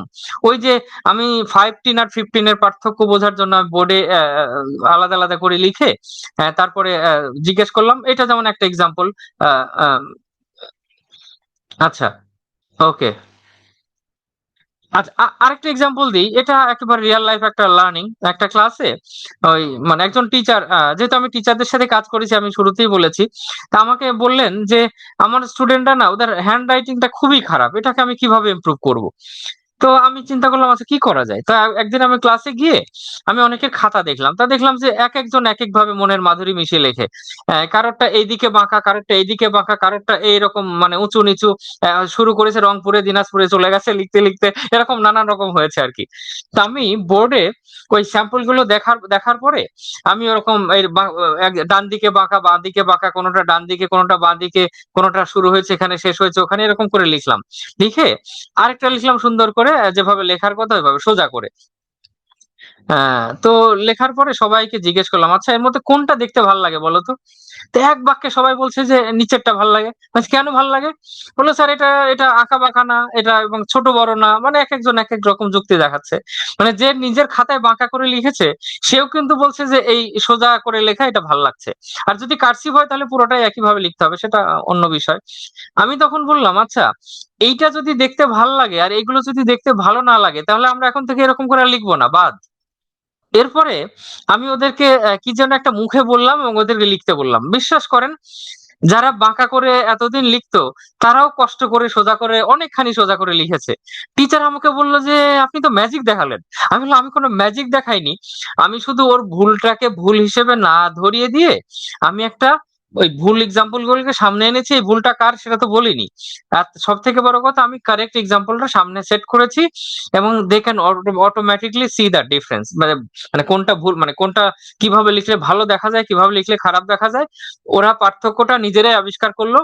এবং এভাবে যখন নিজেরাই আবিষ্কার করে তখন তাদের জন্য শেখাটা সহজ হয়ে যায়। আপনি বারবার উপদেশ দিলে, বকা দিলে, কেটে কেটে দিয়ে আবার ঠিক করে লিখতে দিলে তখন কিন্তু মানে এটা হওয়া এভাবে করাটা মুশকিল। তো দিস ইজ অ্যানাদার এক্সাম্পল। এখন আপনারা নিজেরাই যদি একটু পজিটিভলি চিন্তা করেন, ভুলটাকে ভুল হিসেবে না দেখে আপনি যদি দেখতে পারেন this is a learning opportunity. ও ভুল করেছে বিধায় আমি এটাকে কিভাবে ঠিক করা যায় সেই সুযোগটা পাচ্ছি, বা ও ভুল করেছে বিধায় এই সঠিকটা শেখার একটা সুযোগ ওকে আমি দিতে পারছি। তো এভাবে যদি পজিটিভলি দেখেন, এবং please do something instead of মানে look focusing more on the mistake or error, তাহলে পজিটিভলি কিছু করেন, একটা বেটার এক্সাম্পল দেখান, যাতে করে সে নিজেই বুঝতে পারে কোনটা ভুল কোনটা ঠিক। এভাবে করলে তাহলে এটা এটা খুব ভালো হবে। আহ, তো এখানে মানে এই যে স্লাইডে যেটা দেখতে পাচ্ছেন, I don't need to read all of this, আমি অলরেডি আমার কথার মধ্যে বলেই ফেলেছি। তো আপনাদেরকে যদি এখন আমি একটা সেন্টেন্স লিখতে দিই, আমি এক্সাম্পলটা আমি আচ্ছা আমি শুধু বলবো আহ, কোনটা কোনটা। আচ্ছা, আমার হাতে কি দেখতে পাচ্ছেন, এটা নাকি ব্লার হয়ে আছে? বোঝা যাচ্ছে না? আমার হাতে একটা বই দেখতে পাচ্ছেন। আচ্ছা, আমার প্রশ্নটা হলো, আচ্ছা আপনারা ও নট ক্লিয়ার, আচ্ছা কেন এরকম হচ্ছে? আরে এটা ব্লাডটা যাচ্ছেই না কেন? এটা এবার বোঝা যাচ্ছে না? Okay fine. আচ্ছা, থ্যাংক ইউ।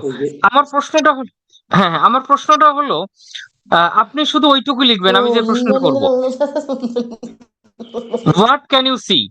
আমার প্রশ্নটা হলো হোয়াট ক্যান ইউ সি, আমি প্রশ্নটা লিখে লিখে দিচ্ছি, হোয়াট ক্যান ইউ সি,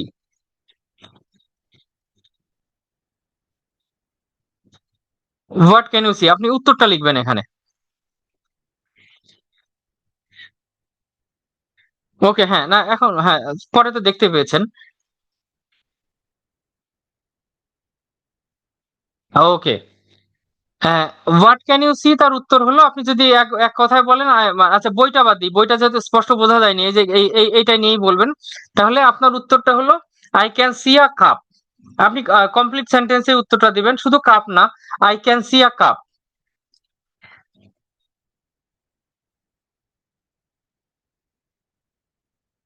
ওকে, এরপরে যদি আমি জিজ্ঞেস করি, where can you see this cup, where can you see this cup, তাহলে I can see a cup, এরপর একটু অ্যাড করতে হবে। ওটা কিভাবে করবেন একটু লিখবেন কষ্ট করে, I can see a cup, তার সাথে একটু অ্যাড করতে হবে। আপনি কোথায় দেখতে পাচ্ছেন? নিশ্চয়ই নট অন দ্য টেবল, তাহলে কোথায় দেখতে পাচ্ছেন সেটা একটু যদি অ্যাড করেন। ওকে,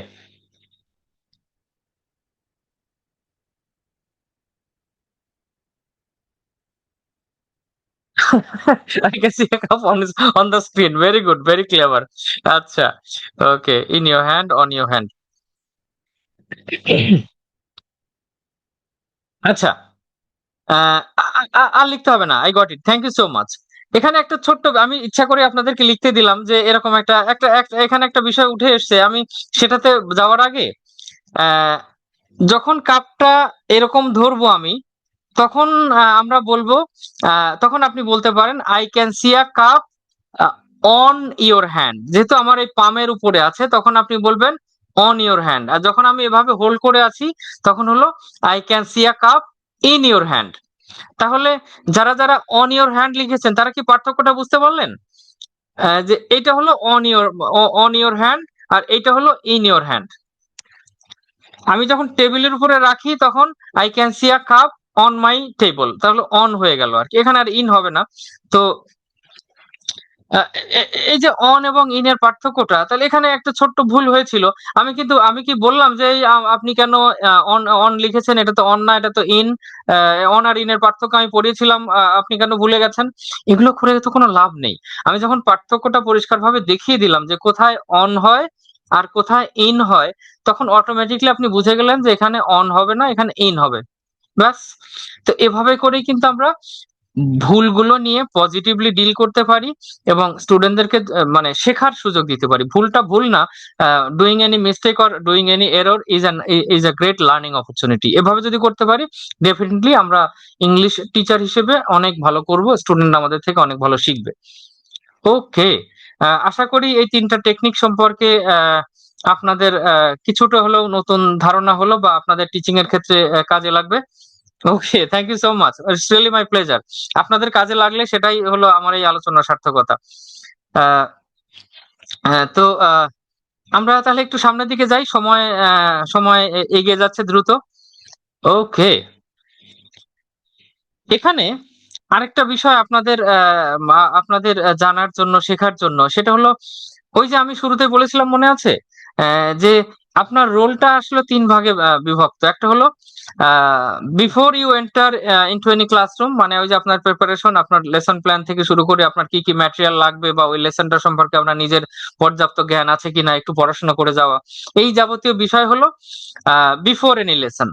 আর ওয়াইল এনি লেসন, সেটা হলো আপনি ক্লাসে কিভাবে পড়াবেন, কিভাবে ডেলিভার করবেন, কিভাবে এনগেজ করবেন, কিভাবে ওদের লার্নিং মেজার করবেন, এই যাবতীয় কিছু আমি ওগুলো সব বলে ফেলেছি।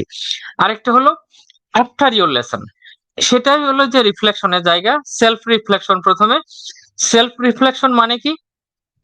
After every lesson ask yourself, আপনি নিজেকে কি জিজ্ঞেস করবেন? এই যে এই তিনটা প্রশ্ন। একটা হলো what went well in my lesson, আপনি নিজেই নিজেকে জিজ্ঞেস করছেন যে what went well in my lesson, আমার এই পাঠে ভালো কি হয়েছে। আপনি সবসময় ভাবেন, কিন্তু একটু সিস্টেমেটিক ওয়েতে ভাবলে তখন এটা সিস্টেমেটিক ওয়েতে it will improve your own teaching skills. আচ্ছা, আপনি ভাবলেন যে আমার লেসনে সব থেকে ভালো কি হয়েছে, আপনি হয়তো খুঁজে পেলেন আমার লেসনে আমি আজকে খুব ভালোভাবে আমার এই লেসনটা আমি প্রেজেন্ট করতে পেরেছি, উপস্থাপন করতে পেরেছি খুব সুন্দরভাবে। অথবা হতে পারে আজকে আমার পাঠে স্টুডেন্টরা অনেক বেশি এনগেজড ছিল, তাদেরকে আমি ইফেক্টিভলি এনগেজ করতে পেরেছি। এটা একটা ভালো পয়েন্ট হতে পারে। আপনি যদি ডায়েরিতে লিখে রাখতে পারেন তাহলে আরো ভালো হয়। হোয়াট পয়েন্ট ওয়েল, দুই তিনটা পয়েন্ট যদি আসে আপনি লিখে রাখেন। মাথায় লিখলে ভালো, খাতায় লিখতে পারলে আরো ভালো। এরপরে what was not so good, এটাও তো জানা দরকার, তাই না? আপনি যদি ভালো নিয়েই থাকেন তাহলে তো হবে না। ভালো ঠিক আছে, ভালো, দ্যাট মেক্স মি হ্যাপি, কিন্তু যেটা অতটা ভালো হয়নি, প্রতিদিনই তো আমার ইমপ্রুভমেন্টের জায়গা থেকে, প্রতিদিনই আমরা শিখি। এবং আমাদের ওই শেখার বিষয়টা যদি অ্যাক্টিভলি আমরা ধরে রাখি তাহলেই কিন্তু উই ক্যান ডু বেটার। তাহলে what was not so good, এইটা আপনি যখন দেখবেন, হয়তো আপনি চিন্তা করছেন যে out of 40 students around 5 to 7 ওরা আসলে খুব একটা লেসনে পার্টিসিপেট করতে পারেনি, শিখতেও পারেনি, বাট আমি আসলে ওদের কাছে যেতেও পারিনি। মানে at the end of the lesson I discovered that they were not engaged and I didn't do anything specifically for them, and by the end at the end they were unable to learn। সেটা তো খারাপ কথা হয়ে গেল। এখন খারাপ কথা হয়ে গেলে কি করা যাবে? যে লেসনটা চলে গেছে সেটা চলে গেছে, ডোন্ট ওয়ারি অ্যাবাউট দ্যাট। এর পরের লেসনে তো তাহলে আপনার মাথায় রাখা উচিত এই 7 জন বা এরকম যারা আছে, একটু কম পার্টিসিপেট করে, একটু পিছিয়ে থাকে, একটু শাই, বা যে কোনো ধরনের ডিফিকাল্টি আছে, হয়তো আগের দিন স্কুলে আসেনি, হোয়াট এভার ইট ইজ, তো আপনার মাথায় থাকা দরকার যে ওদেরকে কিভাবে আমি পার্টিসিপেট করাতে পারি। আবার হতে পারে আপনি কোন একটা লেসন খুব চমৎকার প্রেজেন্টেশন করেছিলেন, সবকিছু বানিয়ে নিয়ে এসেছিলেন, সবই আপনি সুন্দরভাবে দেখিয়েছেন, বুঝিয়েছেন, একদম দারুণ, কিন্তু স্টুডেন্টদেরকে প্র্যাকটিস করার সুযোগ দিতে পারেননি। আপনি বলেছেন, ওরা শুনেছে, কিন্তু শুনলেই কি শেখা হয়?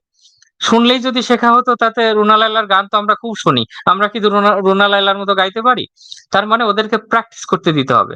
তো প্র্যাকটিসের জায়গাটা যদি মিসিং হয় বা যদি কম থাকে, হয়তো 40 মিনিটের ক্লাসের মধ্যে মাত্র 3 মিনিট ছিল প্র্যাকটিসের সময়, সেটা তো কোনো ভালো এক্সাম্পল না। এটাকে মাথায় রেখে তাহলে ওয়াই এর উত্তরটা তখন আপনি একটু চিন্তা করলেই পেয়ে যাবেন যে এটা কেন হলো। আচ্ছা, আমি প্রেজেন্টেশনে অনেক বেশি সময় দিয়ে ফেলেছি দেখে প্র্যাকটিসের জন্য ওদেরকে আমি সময় দিতে পারিনি। নেক্সট ক্লাসে আমি প্রেজেন্টেশন এবং প্র্যাকটিসের মধ্যে একটা ব্যালেন্স করব। প্রেজেন্টেশনটা আমি একটু শর্ট করব, ওদের জন্য প্র্যাকটিসের সময়টা অবশ্যই রাখবো, কারণ when they practice only then they can learn। আর আমার কথা শুনে ওরা জানতে পারে কিন্তু শিখতে পারে না। শেখা হলো যখন তারা হাতে কলমে করে, প্র্যাকটিক্যালি করে, প্র্যাকটিস করে, তখনই কিন্তু শিখতে পারে। তাহলে সেকেন্ড প্রশ্নের উত্তরটা আপনি পেয়ে গেলেন, এবং আপনি আপনার ডায়েরিতে যদি একটু নোট রাখেন যে আমার ক্লাসে কি কি মিসিং পয়েন্ট ছিল এবং কেন ছিল, সেই কেন নিয়ে আপনি একটু চিন্তা ভাবনা করলেন।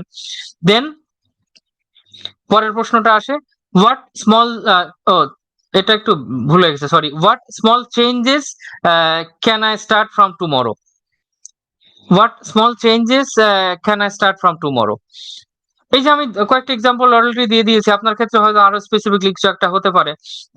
হয়তো হতে পারে আপনি ক্লাসে একটু আস্তে কথা বলেন দেখে স্টুডেন্টরা পেছন থেকে শুনতেই পায় না। তো আপনারা তখন আহ, এই এই জায়গাগুলো তখন আইডেন্টিফাই করতে পারবেন। এভাবে যদি প্রতিদিনের প্র্যাকটিসের মধ্যে আপনারা আনেন, এর জন্য কিন্তু খুব বেশি সময় ব্যয় করতে হচ্ছে না। 5 মিনিটস, 10 মিনিটস আপনি চিন্তা করছেন, পরে আপনি একটু নোট নিচ্ছেন, এবং নেক্সট ক্লাসে এগুলো মাথায় রাখছেন। যেটা ভালো হয়েছে ভেরি গুড, আপনি ওটাকে কন্টিনিউ করবেন। যেটা খারাপ হয়েছে সেটাকে আপনি রেকটিফাই করবেন। সবচেয়ে বড় কথা, আপনি প্ল্যান করে ফেলবেন যে একদিনে তো সব করতে পারবেন না, নেক্সট ক্লাসে এই জিনিসটাকে আমি ঠিক করব, এর পরের ক্লাসে এই জিনিসটাকে অবশ্যই আমি মাথায় রাখবো। এভাবে করে করলে দেখবেন within a month you can see a lot of changes and you can see yourself as a much better teacher। এবং আপনি শুধু ইংরেজি না, অন্য সাবজেক্ট পড়ালেও এটা সব সাবজেক্টের ক্ষেত্রেই applicable. You will be a better teacher, I can give you the guarantee. কিন্তু সিস্টেম্যাটিক ওয়েতে করতে হবে। শুধু মাথায় রাখলে হবে না, খাতায়ও কিন্তু লিখতে হবে, তার কারণ আপনি তো ভুলে যাবেন। 1 মাস পরে যখন আপনি দেখবেন যে আপনার কি কি ভালো হয়েছিল, কি কি অতটা ভালো হয়নি, এবং কি কি স্মল চেঞ্জেস আপনি আনতে চেয়েছিলেন, সেগুলো আপনাকে রিমাইন্ডার দেবে যে তাহলে এই বিষয়গুলোকে আমার মাথায় রাখতে হবে। এভাবে করে করলে definitely you will be a better teacher. Okay, তাহলে before the lesson, while the lesson, after the lesson আমরা তিনটাই কভার করে ফেলেছি। আমরা তাহলে প্রায় শেষের দিকে চলে এসেছি, আমরা যাই তাহলে পরেরটায়। ওকে, একেবারেই আমরা শেষের দিকে চলে এসেছি। আপনাদের জন্য আমার মানে ক্লোজিং মেসেজ হবে, হ্যাঁ, knowing English is your knowledge, but teaching English is your skill. পার্থক্যটা নিশ্চয়ই আপনাদের কাছে এখন একদম পরিষ্কার। শুরুতে পোলে আপনারা যেভাবে রেসপন্ড করেছিলেন, এখন নিশ্চয়ই আপনাদের রেসপন্সটা একটু ডিফারেন্ট হবে। আমরা আমরা সেটাতে আরেকবার যাব। তো আর কি ব্যাখ্যা করার দরকার আছে? ক্লোজিং মেসেজ এটা দিয়ে বোঝা যায় যে আপনার মানে ইংলিশটা আপনার যেটা আপনি ভাষাটা জানেন, that is your knowledge, but that is not your skill. হ্যাঁ, language skill definitely, but not teaching skill. এবং দুটো কিন্তু দুই জিনিস, দুটোই একসাথে লাগবে, শুধু একটা দিয়ে হবে না, আবার শুধু স্কিল দিয়ে হবে না, নলেজটাও লাগবে। এটা যদি হয় তাহলে দুয়ে মিলে আপনি একজন চমৎকার টিচার হতে পারবেন। আর সবচেয়ে বড় কথা হলো যে ওই যে বলে না, practice makes a man perfect, man and women both. তো আপনি যত বেশি প্র্যাকটিস করবেন, আপনি যত বেশি এক্সপিরিয়েন্স করবেন, তত বেশি আপনি শিখবেন।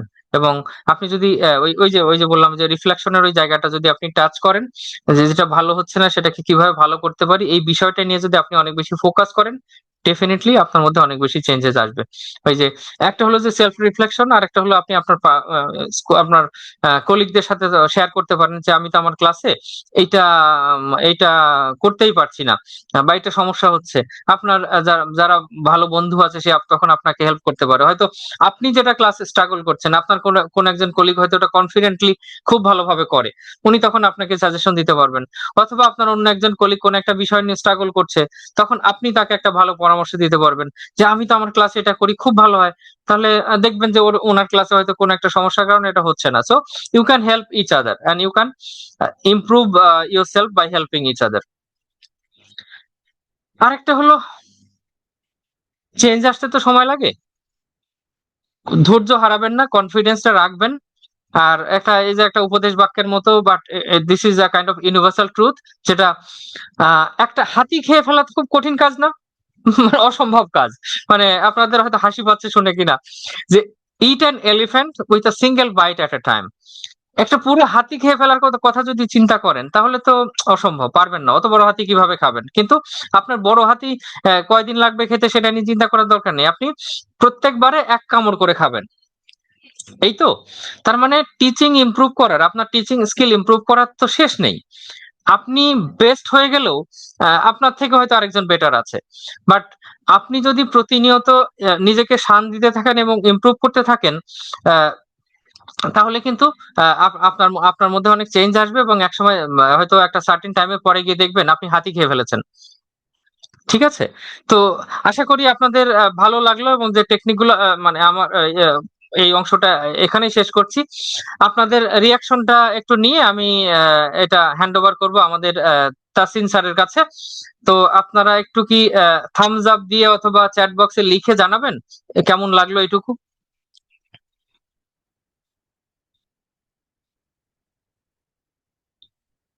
থ্যাংক ইউ, আপনারা চ্যাট বক্স ইউজ করতে পারেন।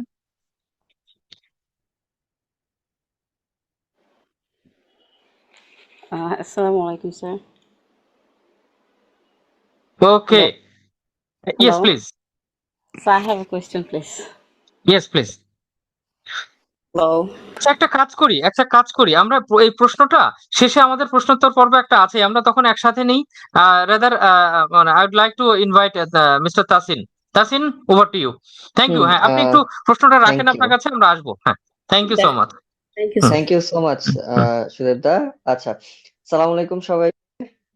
সরি, অনেক লেট হয়ে গেছে অলরেডি, 9টা 25 বাজে। আমরা সবার কোয়েশ্চেন নিব, একটু কাইন্ডলি আপনাদেরকে রিকোয়েস্ট করব যারা জয়েন করেছেন, কোয়েশ্চেন করতে চাচ্ছেন, কোয়েশ্চেন গুলো একটু নোট করে রাখেন। আমি হয়তো আপনাদের থেকে 15 থেকে 20 মিনিট একটু সময় নিব, কাজ আমাদের একটা চমৎকার প্রোগ্রাম আছে। আপনারা গত সপ্তাহের ওয়েবিনারে যদি কেউ জয়েন করে থাকেন, সেক্ষেত্রে হয়তো জেনে থাকবেন যে সুদেবদার সাথে আমরা একটা ট্রেনিং প্রোগ্রাম লঞ্চ করেছি ইংলিশ ল্যাঙ্গুয়েজ টিচিং নিয়ে। সো এই প্রোগ্রামটা নিয়ে আমি একটু কিছু ইনসাইট আপনাদের সাথে শেয়ার করবো, এন্ড দেন আমরা কোয়েশ্চেন আনসারে চলে যাবো আর কি। বিফোর দ্যাট আমি জাস্ট ছোট করে আমার পরিচয়টা দিয়ে নিই। আমার নাম মোহাম্মদ তরিকুল ইসলাম তাসিন। আমাদের এইখানে দেখতে পাচ্ছি যারা জয়েন করেছেন, এদের মধ্যে অনেকেই পরিচিত মানুষজন আছেন যারা অলরেডি আমাদের কোর্স টোর্স করেছেন আগে। সো হয়তো অনেকেই চিনে থাকবেন। আমি টিচার্স টাইমে ব্র্যান্ড লিড হিসেবে আছি। আর লাইট অফ হোপ আমাদের মেইন কোম্পানি যেটা, সেটাতে ডিজিটাল গ্রোথ ম্যানেজার হিসেবে আছি আর কি। সো আমি মোটামুটি লাস্ট 7 বছর ধরে লাইট অফ হোপের সাথে আছি, কাজ করছি এডুকেশন প্রোগ্রাম গুলো নিয়ে, and বাচ্চাদের জন্য কিভাবে এডুকেশনটাকে আরো বেশি ফান এন্ড লার্নিং করা যায় ওইটা নিয়ে কাজ করতেছি আর কি, ইন্টারঅ্যাক্টিভ লার্নিং নিয়ে কাজ করতেছি। এন্ড আমার পড়াশোনা ঢাকা কমার্স কলেজ থেকে এন্ড ন্যাশনাল ইউনিভার্সিটি থেকে আর কি। এন্ড এডুকেশন নিয়ে যেহেতু অনেক ইন্টারেস্ট ছিল আগে থেকেই, বাচ্চাদেরকে পড়ানো শেখানো এইগুলোতে ইন্টারেস্ট ছিল, যেই কারণে আমার এই সেক্টরটাতে বেসিক্যালি আসা আর কি। সো একটু সামনের দিকে যদি যাই, আমাদের টিচার্স টাইমের নাম অনেকেই শুনে থাকবেন, বা যারা শোনেন নাই তাদের যাদের জন্য নতুন। সো আমরা পুরো লাইট অফ হোপ থেকে বেসিক্যালি কাজ করতেছি বাচ্চাদের জন্য এডুকেশন এবং হচ্ছে গিয়ে এই জিনিসগুলোকে আরো বেশি ইন্টারঅ্যাক্টিভ করার জন্য এন্ড তাদেরকে ভবিষ্যতের জন্য গড়ে তুলতে আর কি। সো ভবিষ্যতের জন্য বাচ্চাদেরকে গড়ে তুলতে বেশ কিছু স্কিলস তাদের প্রয়োজন হবে। এই স্কিল গুলো আমরা কিভাবে বাচ্চাদের মধ্যে দিতে পারি সেইটা নিয়ে পুরো লাইট অফ হোপ কাজ করেন। লাইট অফ হোপের বেশ কিছু ব্র্যান্ডস আছে, Goofy, kids time, teachers time, Poruya, আপনারা হয়তো অনেকেই চিনেন। টিচার্স টাইম থেকে আমরা স্পেশালি কাজ করি হচ্ছে প্যারেন্ট এবং টিচারদেরকে নিয়ে, যারা বাচ্চাদেরকে ভবিষ্যতের জন্য গড়ে তুলতে সবচাইতে বেশি পরিশ্রম করেন, প্যারেন্ট এবং হচ্ছে টিচার। সো প্যারেন্টের কাছে একটা বাচ্চার সবচাইতে বেশি ইম্পর্টেন্ট সময় প্রথম 3 বছরটা থাকে, যেই সময়টা গোল্ডেন 1000 ডেজ বলে আর কি। এই সময়টাতে সবচাইতে বেশি নিউরাল কানেকশন তার মধ্যে হয়, এন্ড এই সময়টাতে যত বেশি পজিটিভ দেয়া যায়, এফোর্ট দেয়া যায়, এইটা আসলে বাচ্চার ভবিষ্যতে অনেক বড় একটা রিফ্লেকশন হয় আর কি। তো প্যারেন্টরা অনেক বড় একটা রোল পালন করে, এন্ড দেন যখন বাচ্চা 4 বছর 5 বছর বয়সী স্কুলে যাওয়া শুরু করে, তখন দেখা যায় যে টিচারদের উপরে বড় একটা দায়িত্ব এসে পড়ে যে বাচ্চাকে ভবিষ্যতের জন্য গড়ে তুলতে। সো এই জায়গাটাতে যাতে প্যারেন্ট এবং টিচাররা উভয়েই বাচ্চাকে সাপোর্ট দিতে পারেন এবং তাদেরকে ভবিষ্যতের জন্য গড়ে তুলতে পারেন, সেই উদ্দেশ্যে আমরা টিচার্স টাইম থেকে বিভিন্ন ধরনের ট্রেনিং প্রোগ্রাম, প্যারেন্টিং সেশন, তারপর টিচারদের জন্য বিভিন্ন ধরনের ট্রেনিং কোর্স, এগুলো আমরা অফার করি। বিভিন্ন ইনস্টিটিউশনের সাথে আমরা কোলাবোরেশনে কাজ করি সোফার। সরি, আমাদের টিচার্স টাইমে এখন পর্যন্ত 40+ এক্সপার্ট আছেন, যারা আমাদের এডুকেশন প্রোগ্রাম গুলা, ট্রেনিং গুলা, কোর্স গুলা ডিজাইন করেছেন, এন্ড এদের প্রোগ্রাম গুলো আমাদের ওয়েবসাইটে অ্যাভেলেবল আছে। কিছু আছে রেকর্ডেড কোর্স হিসেবে, এন্ড কিছু এই যে ধরনের লাইভ প্রোগ্রাম হিসেবে আমরা যেগুলো করি আর কি। 32,000-এর বেশি টিচার, প্যারেন্ট, বিভিন্ন প্রফেশনালস আমাদের প্ল্যাটফর্ম থেকে এখন পর্যন্ত ট্রেনিং করেছে, এন্ড 100+ ইনস্টিটিউশন যারা আমাদের কাছ থেকে ট্রেনিং নিয়েছে সরাসরি তাদের প্রতিষ্ঠানের জন্য। আমাদের বেশ কিছু পার্টনার স্কুল আছে যাদের সাথে আমরা লাইট অফ হোপের সবগুলো ব্র্যান্ডের থ্রুতে কাজ করেছি, এন্ড এটা 500-র বেশি স্কুল সারা বাংলাদেশে বিভিন্ন জায়গাতে। তো একদম কান্ট্রির টপ স্কুল থেকে শুরু করে যারা আন্ডার প্রিভিলেজড বাচ্চা কাচ্চাদেরকে নিয়ে কাজ করে, তাদের সাথেও আমরা কাজ করি একসাথে। তো তাদের টিচারদের ট্রেনিং বা এডুকেশন ম্যাটেরিয়াল দেওয়া, বিভিন্ন ধরনের সেশন কন্ডাক্ট করা, এই ধরনের বিভিন্ন কাজ আমরা একসাথে করি আর কি। তো আমি যেটা শেয়ার করতে চাচ্ছিলাম যে আপনাদের জন্য এবং যারা ইংলিশ ল্যাঙ্গুয়েজ টিচার আছে তাদের জন্য আমরা চমৎকার একটা ট্রেনিং প্রোগ্রাম ডিজাইন করেছি।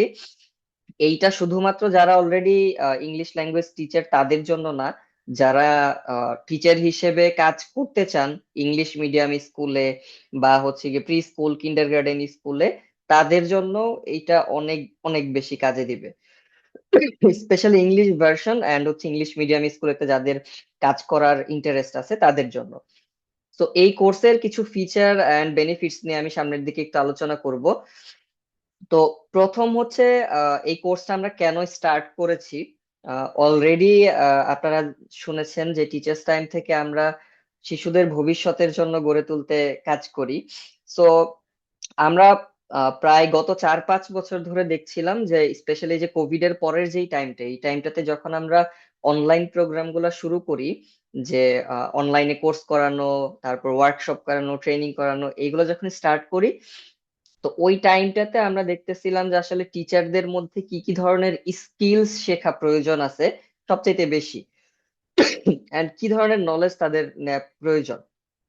তো তখন থেকে আমরা দেখতেছি যে চাইল্ড ডেভেলপমেন্ট, তারপর ক্লাসরুম ম্যানেজমেন্ট, বিহেভিয়ার ম্যানেজমেন্ট, এই ধরনের বেশ কিছু বিষয় আছে যেগুলো নিয়ে টিচারটা সবচাইতে বেশি স্ট্রাগল করে। লাইক একটা ক্লাসরুম কিভাবে ম্যানেজ করবে, লেসন প্ল্যানটা কিভাবে ডেভেলপ করবে। একটা ক্লাসরুমে যদি 40-50টা বাচ্চা থাকে, প্রত্যেকের আলাদা আলাদা লার্নিং স্টাইল থাকতে পারে, এদেরকে কিভাবে যে কোনো একটা বিষয় তারা শেখাইতে পারে সবাইকে। তো এই চ্যালেঞ্জ গুলা সবচাইতে বেশি আমরা শুনছি তখন। এন্ড দেন আমরা ইমিডিয়েটলি এই ধরনের চ্যালেঞ্জ গুলাকে সর্ট আউট করার জন্য আমরা ইমিডিয়েটলি কিছু প্রোগ্রাম লঞ্চ করছি। এন্ড ওইখানে একটা প্রোগ্রাম এরকম ছিল, ডিমান্ড ছিল যে ইংলিশ ল্যাঙ্গুয়েজ স্কিলটা টিচাররা নিজেদের ডেভেলপ করতে চায়, একটা গ্রুপ আছে এইটা। আরেকটা গ্রুপ টিচার ছিল যারা হচ্ছে গিয়ে তাদের ইংলিশ টিচিং স্কিলটা ডেভেলপ করতে চায়। সো এইটা নিয়ে আমরা গত মোটামুটি 1 বছরের বেশি সময় ধরে কাজ করতেছিলাম যে আচ্ছা এইটা কিভাবে করা যায়, কজ অলরেডি বাংলাদেশে অনেক অনেক ইংলিশ ল্যাঙ্গুয়েজের কোর্স আছে। তো আপনি যদি একটু খুঁজে দেখেন পুরা বিশ্বে যত দেশে এই ইংলিশ ল্যাঙ্গুয়েজ নিয়ে কোর্স করানো হয়, এবং তার মধ্যে এই সাউথ এশিয়ান রিজিয়নটাতে এই ইংলিশটাকে এমন ভাবে প্যাকেজিং করা হয়, এমন ভাবে মানুষকে দেখানো হয় ছোটবেলা থেকে, যেটা খুব কঠিন একটা জিনিস। এইটা শিখতে হইলে একদম ক্লাস 1 থেকে শুরু করে ওই যে ক্লাস 9-10 পর্যন্ত প্রচুর পরিমাণে গ্রামার মুখস্থ করে যাইতে হবে, গ্রামারের সব টার্ম এইসব জিনিসপত্রগুলো মুখস্থ থাকতে হবে, এগুলো ভুলে গেলে চলবে না। এই ধরনের বেশ কিছু প্রেশার্স থাকে, একাডেমিক প্রেশার্স থাকে, যেই কারণে ইংলিশের প্রতি একটা ভীতি কাজ করে আমাদের স্টুডেন্টদের মধ্যে। এন্ড ট্রেডিশনাল মেথড ফলো করে টিচিংটা হয়, যেই কারণে দেখা যায় যে বাচ্চা কাচ্চারা স্টুডেন্টরা এগুলা খুব বেশি আনন্দের সাথে শেখে না। এন্ড টিচাররাও স্ট্রাগল করে যখন দেখে যে সে ক্লাস নিচ্ছে বাট স্টুডেন্টরা ঠিক মতো কোনো কিছু শিখতেছে না। তো এই যে বিষয়গুলা, এই বিষয়গুলাকে যদি আমরা সলভ করতে চাই, সেক্ষেত্রে আমাদেরকে এমন একটা প্রোগ্রাম ডিজাইন করতে হবে যে প্রোগ্রামটা থেকে টিচাররা যারা তাদের নিজেদের ইংলিশ নলেজ ইমপ্রুভ করতে চায় সেটা ইমপ্রুভ করতে পারবে, পাশাপাশি এই ইংলিশটা সে যেটা শিখতেছে এইটা আবার কিভাবে স্টুডেন্টদেরকে শেখাবে, ডেলিভার করবে ক্লাসরুমে, এই জিনিসটাও যাতে সে শিখতে পারে। তো এই যে পুরা জিনিসটা, এইটা আমরা বাংলাদেশের পুরা মার্কেট রিসার্চ করছি, বাট এই জিনিস আমরা কোথাও পাই নাই। আমরা দেখতেছিলাম যে হয় ইংলিশ শেখানো নিয়ে কোর্স করানো হয়, অথবা ইংলিশ নিজে শেখা নিয়ে কোর্স করা হয়। কিন্তু এই দুইটা জিনিস একসাথে করে যে চমৎকার একটা প্যাকেজিং করা সম্ভব, একটা কোর্স ফি দিয়ে 2 মাসের 15টা 20টা বা 12টা সেশন হইলে সেখান থেকে মোটামুটি মানের একটা ট্রেনিং এন্ড হচ্ছে স্কিল নলেজ এইগুলা পেয়ে যাওয়া যায়, যেটা বেসিক গাইডলাইন হিসেবে খুব ভালো মতো কাজ করে। বাট এই জিনিসটা বাংলাদেশের মার্কেটে টোটালি মিসিং ছিল। তো তখন আমরা খুঁজতেছিলাম যে আচ্ছা এই প্রোগ্রাম যে আমরা এইভাবে চিন্তা করতেছি, যে প্রোগ্রাম থেকে ইংলিশ নিজের স্কিল শিখবে, নিজের ইংলিশের নলেজটা ইমপ্রুভ হবে, পাশাপাশি ইংলিশ টিচিং স্কিলটাও ডেভেলপ হবে। তো এই দুইটা জিনিস যদি আমরা একসাথে ডেলিভার করতে চাই, সেক্ষেত্রে কোন ধরনের এক্সপার্ট আমাদের নিয়ে আসতে হবে। তো টিচার্স টাইমে আমাদের এরকম মিনিমাম রিকোয়ারমেন্ট থাকে যে যারা টিচারদেরকে শেখাবে তাদেরকে ডেফিনেটলি আরো অনেক বেশি নলেজেবল হইতে হবে এন্ড স্কিলড হইতে হবে। সো ওইখান থেকে আমাদের একটা ক্রাইটেরিয়া এরকম আছে যে আমরা যখন যে কোনো সাবজেক্ট বা টপিকের ট্রেইনার বা হচ্ছে ফ্যাকাল্টি হায়ার করি, তখন আমাদের একটা প্রথম ক্রাইটেরিয়া থাকে, সেটা হচ্ছে গিয়ে ওই এক্সপার্টের বা ওই ব্যক্তির মিনিমাম 10 ইয়ার্স এর এক্সপিরিয়েন্স থাকতে হবে স্পেসিফিক কোন একটা সাবজেক্টে, স্পেসিফিক কোন একটা টপিকে। আদারওয়াইজ সে ওই সাবজেক্টের এক্সপার্ট হইতে পারবে না। এন্ড তার মধ্যে এই 10 বছরের যে অর্জন জ্ঞান, এইটা সে যেইভাবে ডেলিভার করতে পারবে, এটা 4-5 বছরের এক্সপিরিয়েন্স থাকলে ওই জিনিস পসিবল না। সো দেন লাকিলি আমরা সুদেব দাকে পেয়ে গেছি। অলরেডি আপনারা দাদার সাথে পরিচিত হয়েছেন আজকের ওয়েবিনারে। দেন দাদাকে আমরা ইনভাইট করছি and we have developed a complete training 2 মান্থের, যেটা হচ্ছে গিয়ে যে ইংলিশ ল্যাঙ্গুয়েজ টিচিং প্রোগ্রাম। এটার বড় একটা নাম আছে, ওই নামটা আমরা সামনে দেখাবো আপনাদেরকে। সো এইটা ছিল হচ্ছে কি স্টোরি যে আমরা কেন এই কোর্সটাই স্টার্ট করছি। আহ প্রত্যেকবার যখন টিচার্স টাইম থেকে আমরা নতুন কোনো প্রোগ্রাম ডিজাইন করি, আমাদের উদ্দেশ্য থাকে একটাই, যেটা দিয়ে আমরা প্রবলেম সলভ করব। সো এইটা হচ্ছে আমাদের সেই প্রোগ্রাম যেটা দিয়ে আমরা টিচারদের ইংলিশ ল্যাঙ্গুয়েজের যেই একটা ল্যাকিংস থাকে নিজের নিজের নলেজের, সেইটাকে ফিল আপ করতে চাই। এন্ড হচ্ছে গিয়ে তারা টিচিং এর যেই জায়গাটাতে স্ট্রাগল করে, ওই স্ট্রাগল গুলো আমরা সলভ করতে চাই আর কি। That's it. এন্ড এখন যদি আসি যে এই কোর্সটাতে কারা জয়েন করতে পারবে, অলরেডি আপনারা জেনে গেছেন। এন্ড এখানে যারা আছেন আই গেস অলরেডি আপনারা টিচার অনেকেই। সো টিচাররা যারা প্রাইমারি থেকে হাই স্কুল লেভেল পর্যন্ত যে কোনো কারিকুলামে টিচার হিসেবে কাজ করতেছেন, আপনারা এই কোর্সটাতে জয়েন করতে পারবেন। 2 মাসের সার্টিফিকেট কোর্স এটা।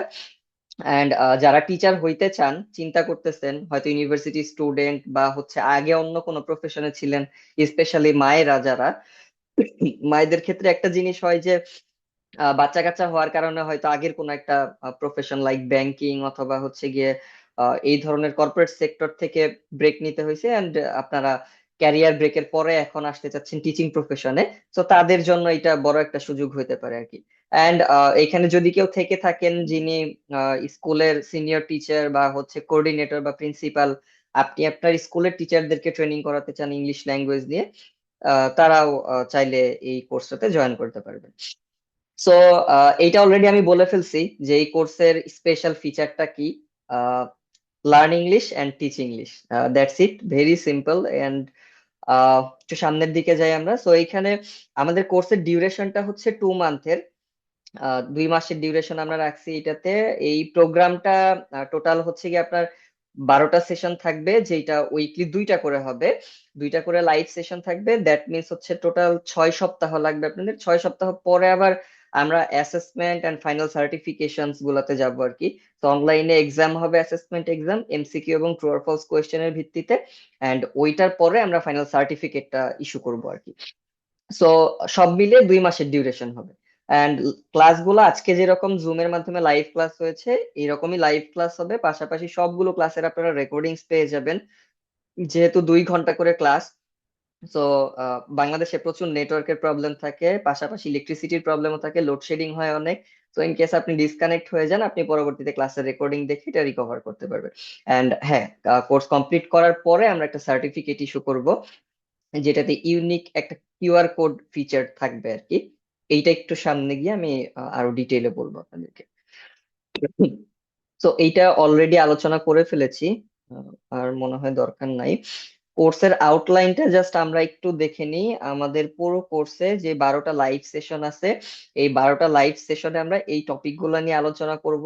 যে এখানে ইংলিশের কিছু সিম্পল টেকনিক্স থাকবে, যেগুলো আমরা অনেকেই জানি না। ক্লাসরুমে কোন ধরনের ইংলিশ গুলো আমরা ইউজ করতে পারি, যেটার মাধ্যমে ইংলিশ টিচিংটাকে আরো বেশি ইফেক্টিভ এন্ড ফান ওরিয়েন্টেড করা যায়। তো ভোকাবুলারি শেখানো নিয়ে ট্রেডিশনাল মেথড ফলো না করে আরো কি কি করা যায়, লাইক আমরা হয়তো অনেকেই এখনো আগের যেই নিয়ম ছিল যে ক্লাসরুমে বাচ্চারা তার একটা ডায়েরি নিয়ে আসবে, ডায়েরিতে প্রতিদিন 10টা করে শব্দের অর্থ লিখে নিয়ে যাবে বা লিখে নিয়ে আসবে, এই টাইপের টেকনিক ফলো করি। বাট এটার বাইরেও আরো অনেক কিছু আছে, অনেক চমৎকার কিছু আইডিয়া আছে এন্ড টেকনিক আছে, ওইগুলা ফলো করে আমরা এই জিনিসগুলো করতে পারি আর কি। অ্যান্ড 4টা স্কিল, লিসনিং, রিডিং, রাইটিং, এই ধরনের 4টা স্কিল ইন্টিগ্রেশন একটা ব্যাপার আছে আর কি, যেটা নিয়ে সুদেব দা হয়তো আরো ভালো বলতে পারবে। আমি জাস্ট দাদাকে একটু রিকোয়েস্ট করব যে এই কোর্স আউটলাইনের জায়গাটাতে দাদা আপনি যদি একটু ক্লিয়ারলি 2 মিনিটে আমাদেরকে একটু শেয়ার করেন যে এইখান থেকে আমরা আসলে টিচাররা কিভাবে বেনিফিটেড হইতে পারি। ওকে, আশা করি আমি ব্লার নেই। হ্যাঁ, দেখা যাচ্ছে। ওকে, হ্যাঁ, ক্লিয়ার দেখা প্রথম যাচ্ছে। কথা হলো ওই যে আমি ইংলিশের সাবজেক্ট নলেজ এবং মানে টিচিং স্কিল, এই এই এই আহ, দুটো বিষয় নিয়ে তো আজকে কথা বলেছি। এই জায়গা থেকে যদি একটু প্রত্যেকটা সেশনের টাইটেল দেখেন, তাহলেই কিন্তু বোঝা যায় এখানে একদিকে যেরকম আছে প্রত্যেকটা স্কিল ধরে ধরে, মানে লিসনিং স্কিল শেখার জন্য বা স্টুডেন্টদেরকে শেখানোর জন্য কি কি techniques and methods and activities আমরা ফলো করতে পারি, একই সাথে লিসনিং এর জন্য, স্পিকিং, রাইটিং এর জন্য, রিডিং এর জন্য। সর্বোপরি এই 4টা স্কিলের মধ্যে যে ইন্টিগ্রেশন কিভাবে করব তার কিছু টেকনিক, তার জন্য কিছু হ্যান্ডস অন অ্যাক্টিভিটিস, এটা যেরকম থাকবে। আবার সাবজেক্ট নলেজের মধ্যে আরেকটা বিষয় থাকে ভোকাবুলারি। তো ভোকাবুলারি আমরা কতটা ক্রিয়েটিভলি, কতটা ইফেক্টিভলি শেখাতে পারি, সেইটা নিয়েই কিন্তু আমাদের আহ, আমাদের পুরো একটা সেশন থাকবে, টিচিং ভোকাবুলারি ক্রিয়েটিভলি। তো তার তার জন্য অনেক রকম এক্সাম্পল থাকবে, অনেক টেকনিক, অনেক অ্যাক্টিভিটি সেখানে থাকবে। এটা এটা কিভাবে আমরা করতে পারি, তার জন্য গ্রামার টিচিং এর ক্ষেত্রেও তাই। আমরা কি ট্র্যাডিশনালি প্লাস প্লাস ওই নিয়ম ধরে গ্রামার শেখাবো, নাকি আমরা কমিউনিকেটিভ ইংলিশের আলোকে কিভাবে একদম রিয়েল লাইফ এক্সাম্পল ব্যবহার করে গ্রামার শেখাতে পারি, সেই সেই বিষয়গুলো সেটা যেরকম চলে আসবে। আরেকটা হলো যে স্টুডেন্ট লার্নিং মেজার করার কিছু টেকনিক সেখানে থাকবে, এবং এটার মাধ্যমে সেটা সত্যিই আসলে আমার শেখার জন্য যে তারা কোথায় আছে এবং এরপরে তাদেরকে কোথায় নেওয়া দরকার, কোথায় গ্যাপ আছে, এই বিষয়গুলোকে ভালো করে বোঝা এবং সেভাবে করে আমার পরবর্তী লেসন গুলো ওইভাবে করে প্ল্যান করা। এবং এই ট্রেনিং শেষ হয়ে গেলে এই প্র্যাকটিস গুলোকে কিভাবে আপনারা চালিয়ে নিতে পারেন সেই সমস্ত বিষয়, এই সবকিছু মিলিয়ে এখানে একটা ফোকাস হলো to improve your English as a teacher. মানে জেনেরিক ইংলিশ না, to improve your English as a teacher. Teacher হিসেবে আপনার কি ধরনের ইংলিশ স্কিল ডেভেলপ করা দরকার, সিম্পল ক্লাসরুম ল্যাঙ্গুয়েজ থেকে শুরু করে কি ধরনের স্পেসিফিক, যেমন ধরুন কেউ যদি কোনো হোটেলে চাকরি করে তাহলে হোটেল ম্যানেজমেন্ট রিলেটেড কিছু এগুলোকে বলে সিচুয়েশনাল ইংলিশ। তাহলে ওখানে কি ধরনের কাস্টমারদেরকে হ্যান্ডেল করার জন্য, গেস্টদেরকে হ্যান্ডেল করার জন্য ওদের স্পেসিফিক কিছু ইংলিশ জানতে হয়। টিচার হিসেবে আপনার জন্য কিন্তু স্পেসিফিক কিছু ইংলিশ জানতে হয়। তো এই পুরো কোর্সে একটা উদ্দেশ্য হলো আপনার ইংলিশ ল্যাঙ্গুয়েজ ইমপ্রুভ করা in the context of English language teaching. আর একটা হলো আপনি ইংলিশ ল্যাঙ্গুয়েজ টিচিং কে কিভাবে আরো ইফেক্টিভলি আপনি ক্লাসে ডেলিভার করতে পারেন, এই কাজটা করতে পারেন, তার জন্য ডিফারেন্ট মেথডস, টেকনিক্স এবং অ্যাক্টিভিটি এটার সাথে আপনাকে পরিচিত করা, যেটা হলো আপনার স্কিল তৈরি করবে। ওই যে হোয়াট টু টিচ, এইটাতেও আমরা ফোকাস করব, একই সাথে হাউ টু টিচ এটাতে আর একটু কম্পারেটিভলি বেশি ফোকাস করব, যে আপনি অলরেডি ইংরেজি কম বেশি সবাই জানেন, সেটাকে কিভাবে আরো ফাইন টিউন করতে পারেন, আরো বেটার করতে পারেন, তার কিছু টুলস এর সাথে পরিচিত হবেন আপনি। এবং তারপরে হলো যে ক্লাসে কিভাবে ওটাকে আরো ইফেক্টিভলি ডেলিভার করবেন, সেই সেট অফ স্কিল যেখানে মেথড, টেকনিক, অ্যাক্টিভিটির কথা চলে আসে, সেই বিষয়গুলোর সাথে আপনারা আরো বেশি পরিচিত হবেন। এই হলো মোটামুটি কোর্সের বিষয়। তাসিন, ওকে, থ্যাংক ইউ সো মাচ দাদা, সুন্দর করে ক্লিয়ারলি বলার জন্য। আই গেস মোটামুটি সবারই জানা হয়ে গেছে তাহলে যে কোর্সের লেসন গুলো কিভাবে হবে আর কি কি থাকবে। ওকে, সো আমাদের কোর্সের সার্টিফিকেটটা যেটা, এইটা হচ্ছে দেখতে এরকম হবে, সেম সার্টিফিকেট অফ কমপ্লিশন। যারা 2 মাসের কোর্সটা কমপ্লিট করবে এবং কোর্সের শেষে যে ফাইনাল এক্সামটা থাকবে এমসিকিউ এবং ট্রু অর ফলস কোয়েশ্চেনের ভিত্তিতে, সেই এক্সামটা কমপ্লিট করার পরে এই ধরনের একটা সার্টিফিকেট আপনারা আমাদের টিচার্স টাইমের ওয়েবসাইট থেকে ইনস্ট্যান্ট ডাউনলোড করে নিতে পারবেন। পাশাপাশি এটা একটা প্রিন্টেড সার্টিফিকেটও আমরা আপনাদেরকে কুরিয়ারের মাধ্যমে আপনার বাসা ঠিকানায় পাঠিয়ে দিব। আর এই সার্টিফিকেটের সবচাইতে যে ইম্পর্টেন্ট এবং হচ্ছে গিয়ে বড় একটা ফিচার, সেটা হচ্ছে আমরা অনেকেই চিন্তা করি একটা কোর্স করার সময় যে কোর্সের সার্টিফিকেট দিবে কিনা, সার্টিফিকেটের ভ্যালুটা কেমন হবে, এইটা কি অ্যাকসেপ্টেড হবে কিনা ওয়াইডলি, এই ধরনের কিছু কোয়েশ্চেন থাকে। তো টিচার্স টাইম থেকে যেহেতু আমরা গত 7-8 বছর ধরেই টিচারদের ট্রেনিং এন্ড হচ্ছে স্কিল ডেভেলপমেন্ট এগুলো নিয়ে কাজ করতেছি, বিভিন্ন স্কুলের সাথে কাজ হয়েছে, তো সেগুলার খাতিরে দেখা যায় যে অনেক স্কুল, অনেক এডুকেশন ইনস্টিটিউশন আমাদেরকে চেনে অলরেডি। তো টিচার্স টাইমের সার্টিফিকেট থাকলে দেখা যায় যে ক্যান্ডিডেটরা আলাদা একটা প্রায়োরিটিও পায় হায়ারিং এর ক্ষেত্রে বিভিন্ন জায়গাতে, এন্ড এটা ভালো একটা কাজে দেয়। এন্ড গত 5 বছরে স্পেশালি আর্লি চাইল্ডহুড ডেভেলপমেন্টের একটা কোর্স আমরা রান করছিলাম, যেটা অলরেডি 52টা ব্যাচ আমরা কমপ্লিট করেছি সাকসেসফুলি। তো ওই কোর্সটা সবচাইতে বেশি পপুলার কোর্স আর কি আমাদের টিচার্স টাইমের প্ল্যাটফর্মে। ওই কোর্সে যখন আমরা 15-20টা ব্যাচ কমপ্লিট করছি, এর পরে থেকে দেখতেছিলাম যে অনেক ক্যান্ডিডেটরা জয়েন করে, কোর্স কমপ্লিট করে, করার পর যে সার্টিফিকেটটা পায়, এইটা যখন কোনো ইনস্টিটিউশনে দেয়, সেটা যদি নতুন ইনস্টিটিউশন হয় বা তাদের সাথে হয়তো আমাদের কোনো কানেকশন নাই আগে থেকে, বা অনেকে দেশের বাইরে যাওয়ার জন্য অ্যাপ্লাই করে, তো তাদের একটা চ্যালেঞ্জ ফেস করতে হয় যে ওই ইনস্টিটিউশন থেকে বা ওই অথরিটি থেকে একটা লেটার চাওয়া হয়, যে কোম্পানির লেটার হেডে বা ইনস্টিটিউশনের লেটার হেডে একটা প্রুফ দেওয়ার জন্য যে এই সার্টিফিকেটটা ভ্যালিড, বা সে আসলেই আমাদের এই প্ল্যাটফর্ম থেকে ট্রেনিংটা কমপ্লিট করেছে। তো যেটা অনেক বড় একটা হ্যাসেল, যে আপনি ধরেন যে 3 মাস 4 মাস আগে কোর্স কমপ্লিট করে ফেলছেন, এখন আবার আপনাকে টিচার্স টাইমের সাথে যোগাযোগ করতে হচ্ছে, যোগাযোগ করে তারপর একটা নতুন লেটার ফরম্যাট দিতে হচ্ছে, সেই ফরম্যাট অনুযায়ী লেটার রেডি করে দিচ্ছে, দেওয়ার পরে আবার আপনি সেটা নিয়ে স্কুলে যাচ্ছেন। তো এই যে ব্যাক এন্ড ফোর্থটা করতে হয়, এইটা অনেক বড় একটা চ্যালেঞ্জ, এবং এখানে অনেক সময় নষ্ট হয়, এন্ড এইটার কারণে অনেক সময় দেখা যায় যে অনেক ভালো ভালো সুযোগ আমাদের হাতছাড়া হয়ে যায়। তো এটা সলভ করার জন্য আমরা আমাদের সার্টিফিকেটের মধ্যে এই যে ইউনিক একটা কিউআর কোড দেখতেছেন মাঝখানে, এই কিউআর কোডের একটা ফ্যাসিলিটি অ্যাড করছি, যেটা এই চ্যালেঞ্জ গুলাকে অনেক অনেক বেশি সহজ করে দিছে। তো এই কিউআর কোডটার মাধ্যমে যেটা হয় যে আপনি যখন এই সার্টিফিকেটটা কোথাও সাবমিট করতেছেন, ইনফ্যাক্ট টিচার্স টাইমের থ্রুতে আপনি যদি কোনো স্কুল বা ইনস্টিটিউশনে অ্যাপ্লাই করেন, আমরা বলি যে আপনি অনলাইনে অ্যাপ্লাই করার সময় এই সার্টিফিকেটটা আপনার অ্যাটাচমেন্টে দিয়ে দিবেন, ইমেইলের অ্যাটাচমেন্টে। তাহলে হবে কি, ওই অথরিটি এই সার্টিফিকেটটা স্ক্যান করে অনলাইনে ইনস্ট্যান্ট ভেরিফাই করে ফেলতে পারবে যে আপনার সার্টিফিকেটটা ভ্যালিড কিনা, আপনি আদৌ কোর্সটা করেছেন কিনা। তো এইটা বড় একটা টাইম সেভিং জিনিস হয়েছে আমাদের টিচারদের জন্য আর কি। সো এই একটা সার্টিফিকেট আপনারাও পাবেন কোর্স কমপ্লিট করার পরে, এন্ড এইটা দিয়ে যারা অলরেডি টিচার আছেন তারা হয়তো তার নিজের যেই স্কুল এখন যেটাতে কাজ করতেছেন সেই স্কুলে অ্যাপ্লাই করতে পারবেন প্রমোশনের জন্য। অনেক ক্ষেত্রে দেখা যায় যে এই ধরনের ট্রেনিং বা এডিশনাল কোনো প্রোগ্রাম টিচাররা কমপ্লিট করলে সেটার জন্য প্রমোটেড হয় বা হচ্ছে গিয়ে স্যালারি ইনক্রিমেন্ট হয়, এই ধরনের কিছু বেনিফিটস থাকে। এন্ড দেশের বাইরে যেতে চাইলেও সেক্ষেত্রে কিছুটা ভ্যালু অ্যাড করে আর কি। তো এই ছিল মোটামুটি সার্টিফিকেট নিয়ে। এন্ড আমাদের কোর্সের এনরোলমেন্ট যেটা এখনো ওপেন আছে, এইটা আমরা প্রথম ব্যাচের জন্য ভর্তি নিচ্ছি। বাট যেহেতু গত কয়েক বছর ধরে কোর্সটা নিয়ে কাজ করা হচ্ছিল, প্রথম ব্যাচের অ্যানাউন্সমেন্ট উপলক্ষে আমরা এটার 8,000 টাকার একটা ফি রেখেছিলাম, যেটা রেগুলার ফি ছিল আমাদের 12,000। বাট স্কলারশিপের একটা ফি ছিল যে আর্লি বার্ড যারা এই প্রথম ব্যাচটাতে জয়েন করবে তাদের জন্য 8,000 টাকা একটা অফার থাকবে। এন্ড এইটার অফারটা যদিও 30 জানুয়ারি পর্যন্ত ছিল, বাট এটা হয়তো আমরা সামনে আরো কিছুদিন এক্সটেন্ড করব, কারণ আমাদের প্রথম ব্যাচের জন্য অলরেডি অনেকেই আগের ওয়েবিনার থেকে কনফার্ম করছেন, এন্ড আগে যারা আমাদের বিভিন্ন কোর্সে জয়েন করেছিলেন সেখান থেকে অনেকেই কনফার্ম করে রেখেছেন। বাট যেহেতু মান্থ এন্ড, সো মান্থ এন্ডে মোটামুটি সবার পকেটের একটু অবস্থা খারাপ থাকে।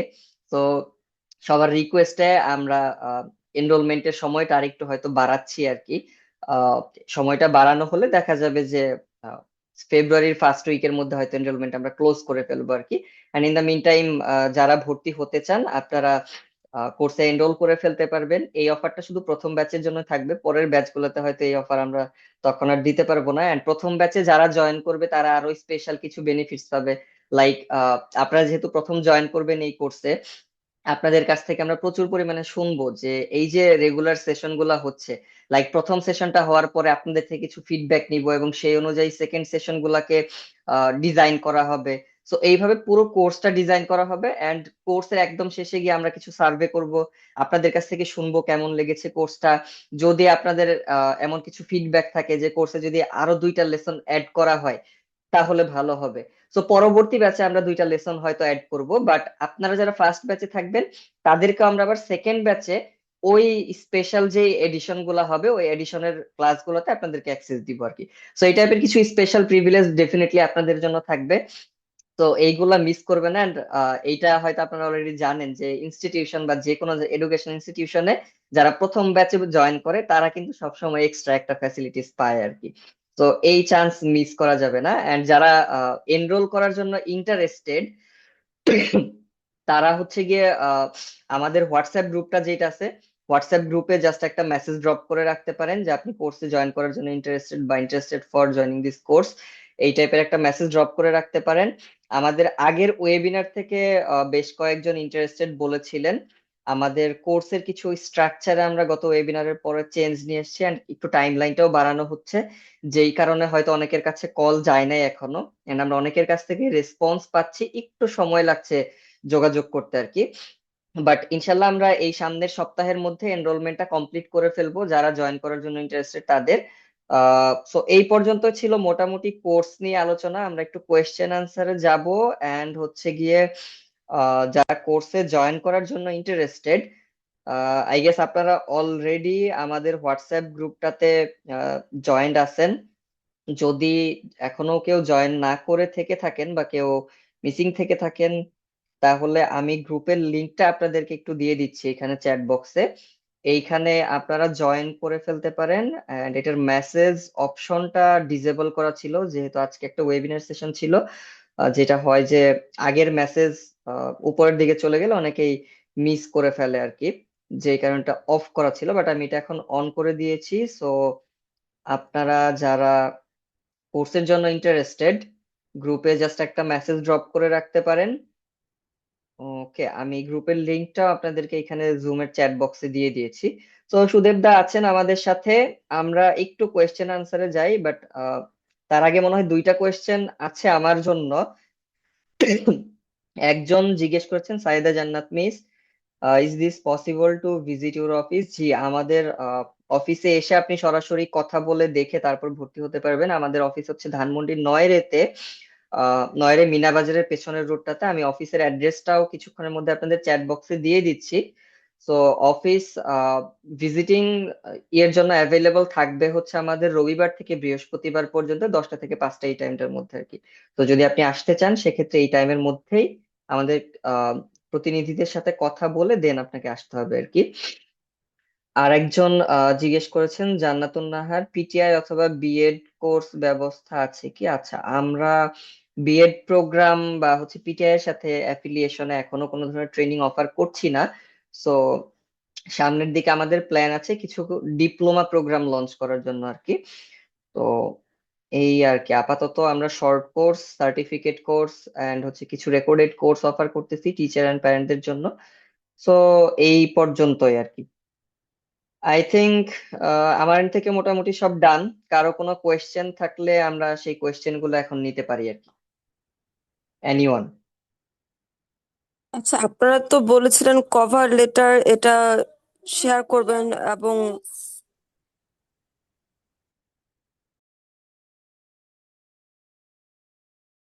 আপনাদের সিভি আপু, যে আপনার কথা শুনতে পাচ্ছি না ক্লিয়ার। হ্যালো, আপনাদের রিজিউমে এটা শেয়ার করেছেন, তখন বলেছিলেন যে কভার লেটার এটা একটু শেয়ার করবেন এবং কি বিভিন্ন টিচিং গ্রুপ এর সাথে মানে আমাদেরকে অ্যাড করবেন, এটা বলেছিলেন। আপু কোন কোর্সের ছিলেন এবং কত নাম্বার ব্যাচে আপনি? যে আমি টিচার ট্রেনিং প্রোগ্রাম গ্রুপে ছিলাম, কোর্সে ছিলাম 2 নম্বর ব্যাচ। 2 নম্বর ব্যাচে। আচ্ছা, আপনাদের ব্যাচে সম্ভবত রিসেন্টলি শুধু এক্সামটা শেষ হয়েছে এবং সার্টিফিকেট যাচ্ছে।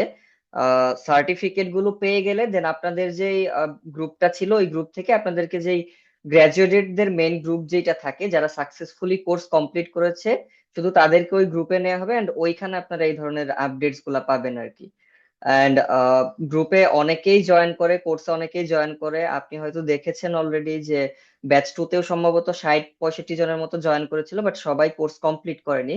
সো যারা কোর্স কমপ্লিট না করে তাদের জন্য আমরা আসলে এই অ্যানাউন্সমেন্ট এন্ড এই অপরচুনিটিস গুলা রাখি না।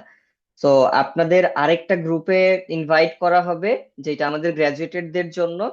সো ওই গ্রুপ থেকে আপনি এই আপডেটস গুলা পাবেন আর কি।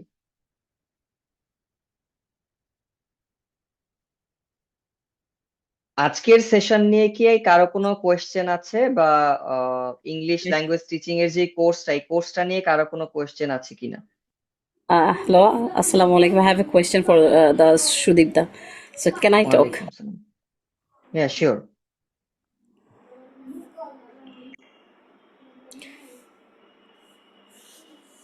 Hello. ইয়েস প্লিজ, হ্যাঁ জি, প্লিজ। সায়েদা আপু শুনতে পাচ্ছি, please. So, first of all, I'd like to express my gratitude and veneration for your outstanding presentation.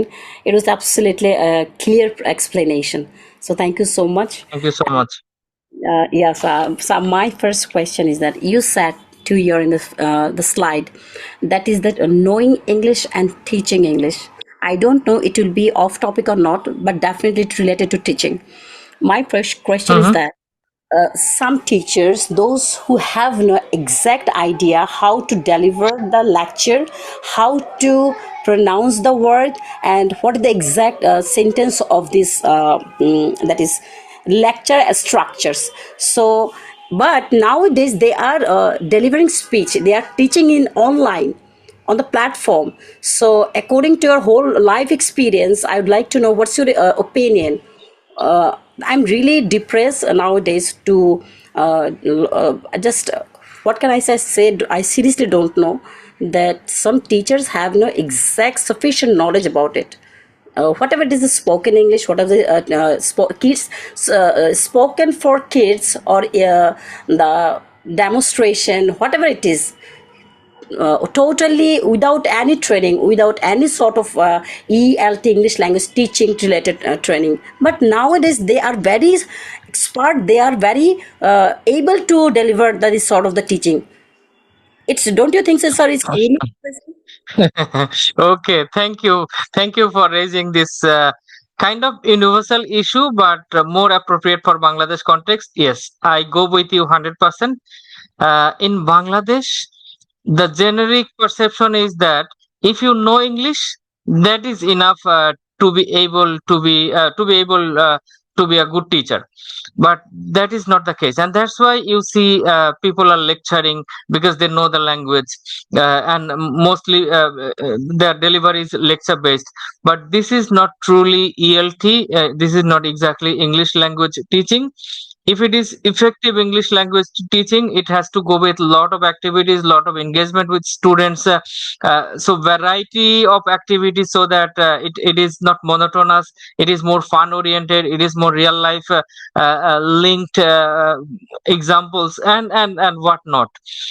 Unfortunately, some people don't know what exactly they need to know to be a more effective ELT teacher, or some people they know something theoretically but they don't practice it, because applying all these techniques and methods requires some level of efforts, and some teachers are not ready to do that.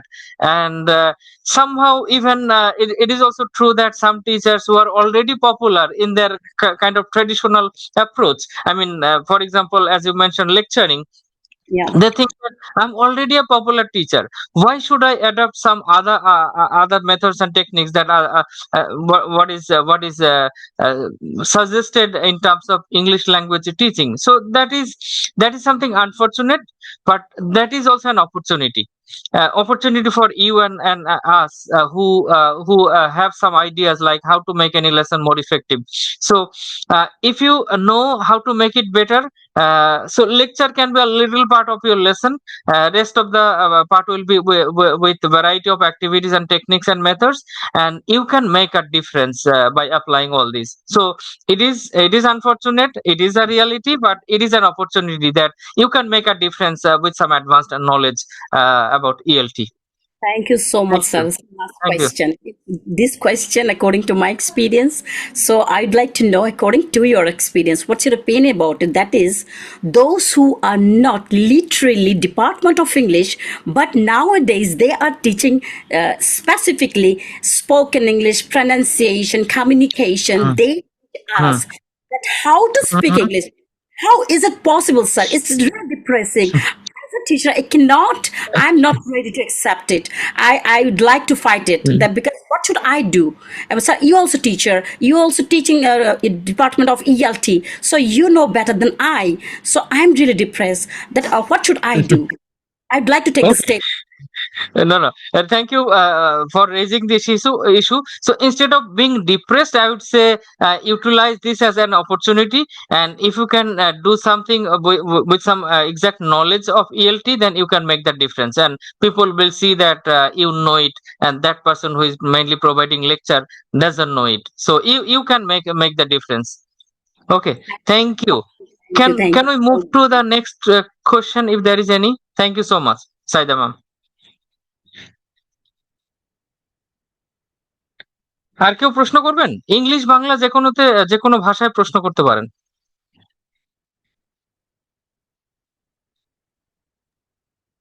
হুম, দাদা মনে হয় আর কারো কোনো question নাই হ্যাঁ, হ্যাঁ, আপাতত। রাত তো অনেক হয়েছে। তো ডিনার টাইম আহ, ওভার হয়ে যাচ্ছে। হ্যাঁ, পার্টিসিপেন্ট হ্যাঁ, আমি আজকের হ্যাঁ, সেশনটা আমরা হুম, মনে হয় ক্লোজ করে দিতে হুম, পারি। এন্ড কারো হুম, কোনো হুম। কোয়েশ্চেন থাকলে আমাদের ওয়েবিনারের যে হোয়াটসঅ্যাপ গ্রুপটা আছে ওই গ্রুপে আপনারা শেয়ার করতে পারেন, এন্ড ওইখান থেকে আমরা রেসপন্স করবো ইনশাল্লাহ। তো থ্যাংক ইউ সবাইকে জয়েন করার জন্য। থ্যাংক ইউ দাদা, চমৎকার সেশনটা হ্যাঁ, নেওয়ার আমার জন্য। পক্ষ থেকে সবাইকে আরেকবার থ্যাংক ইউ সো মাচ। আপনারা যদি এখান থেকে সত্যি নতুন কিছু পেয়ে থাকেন এবং আপনাদের টিচিং এ সেটা অ্যাপ্লাই করার সুযোগ পান, that will be my utmost pleasure. Stay well and keep learning. Thank you so much. Thank you. Okay. Thank you, Tasin.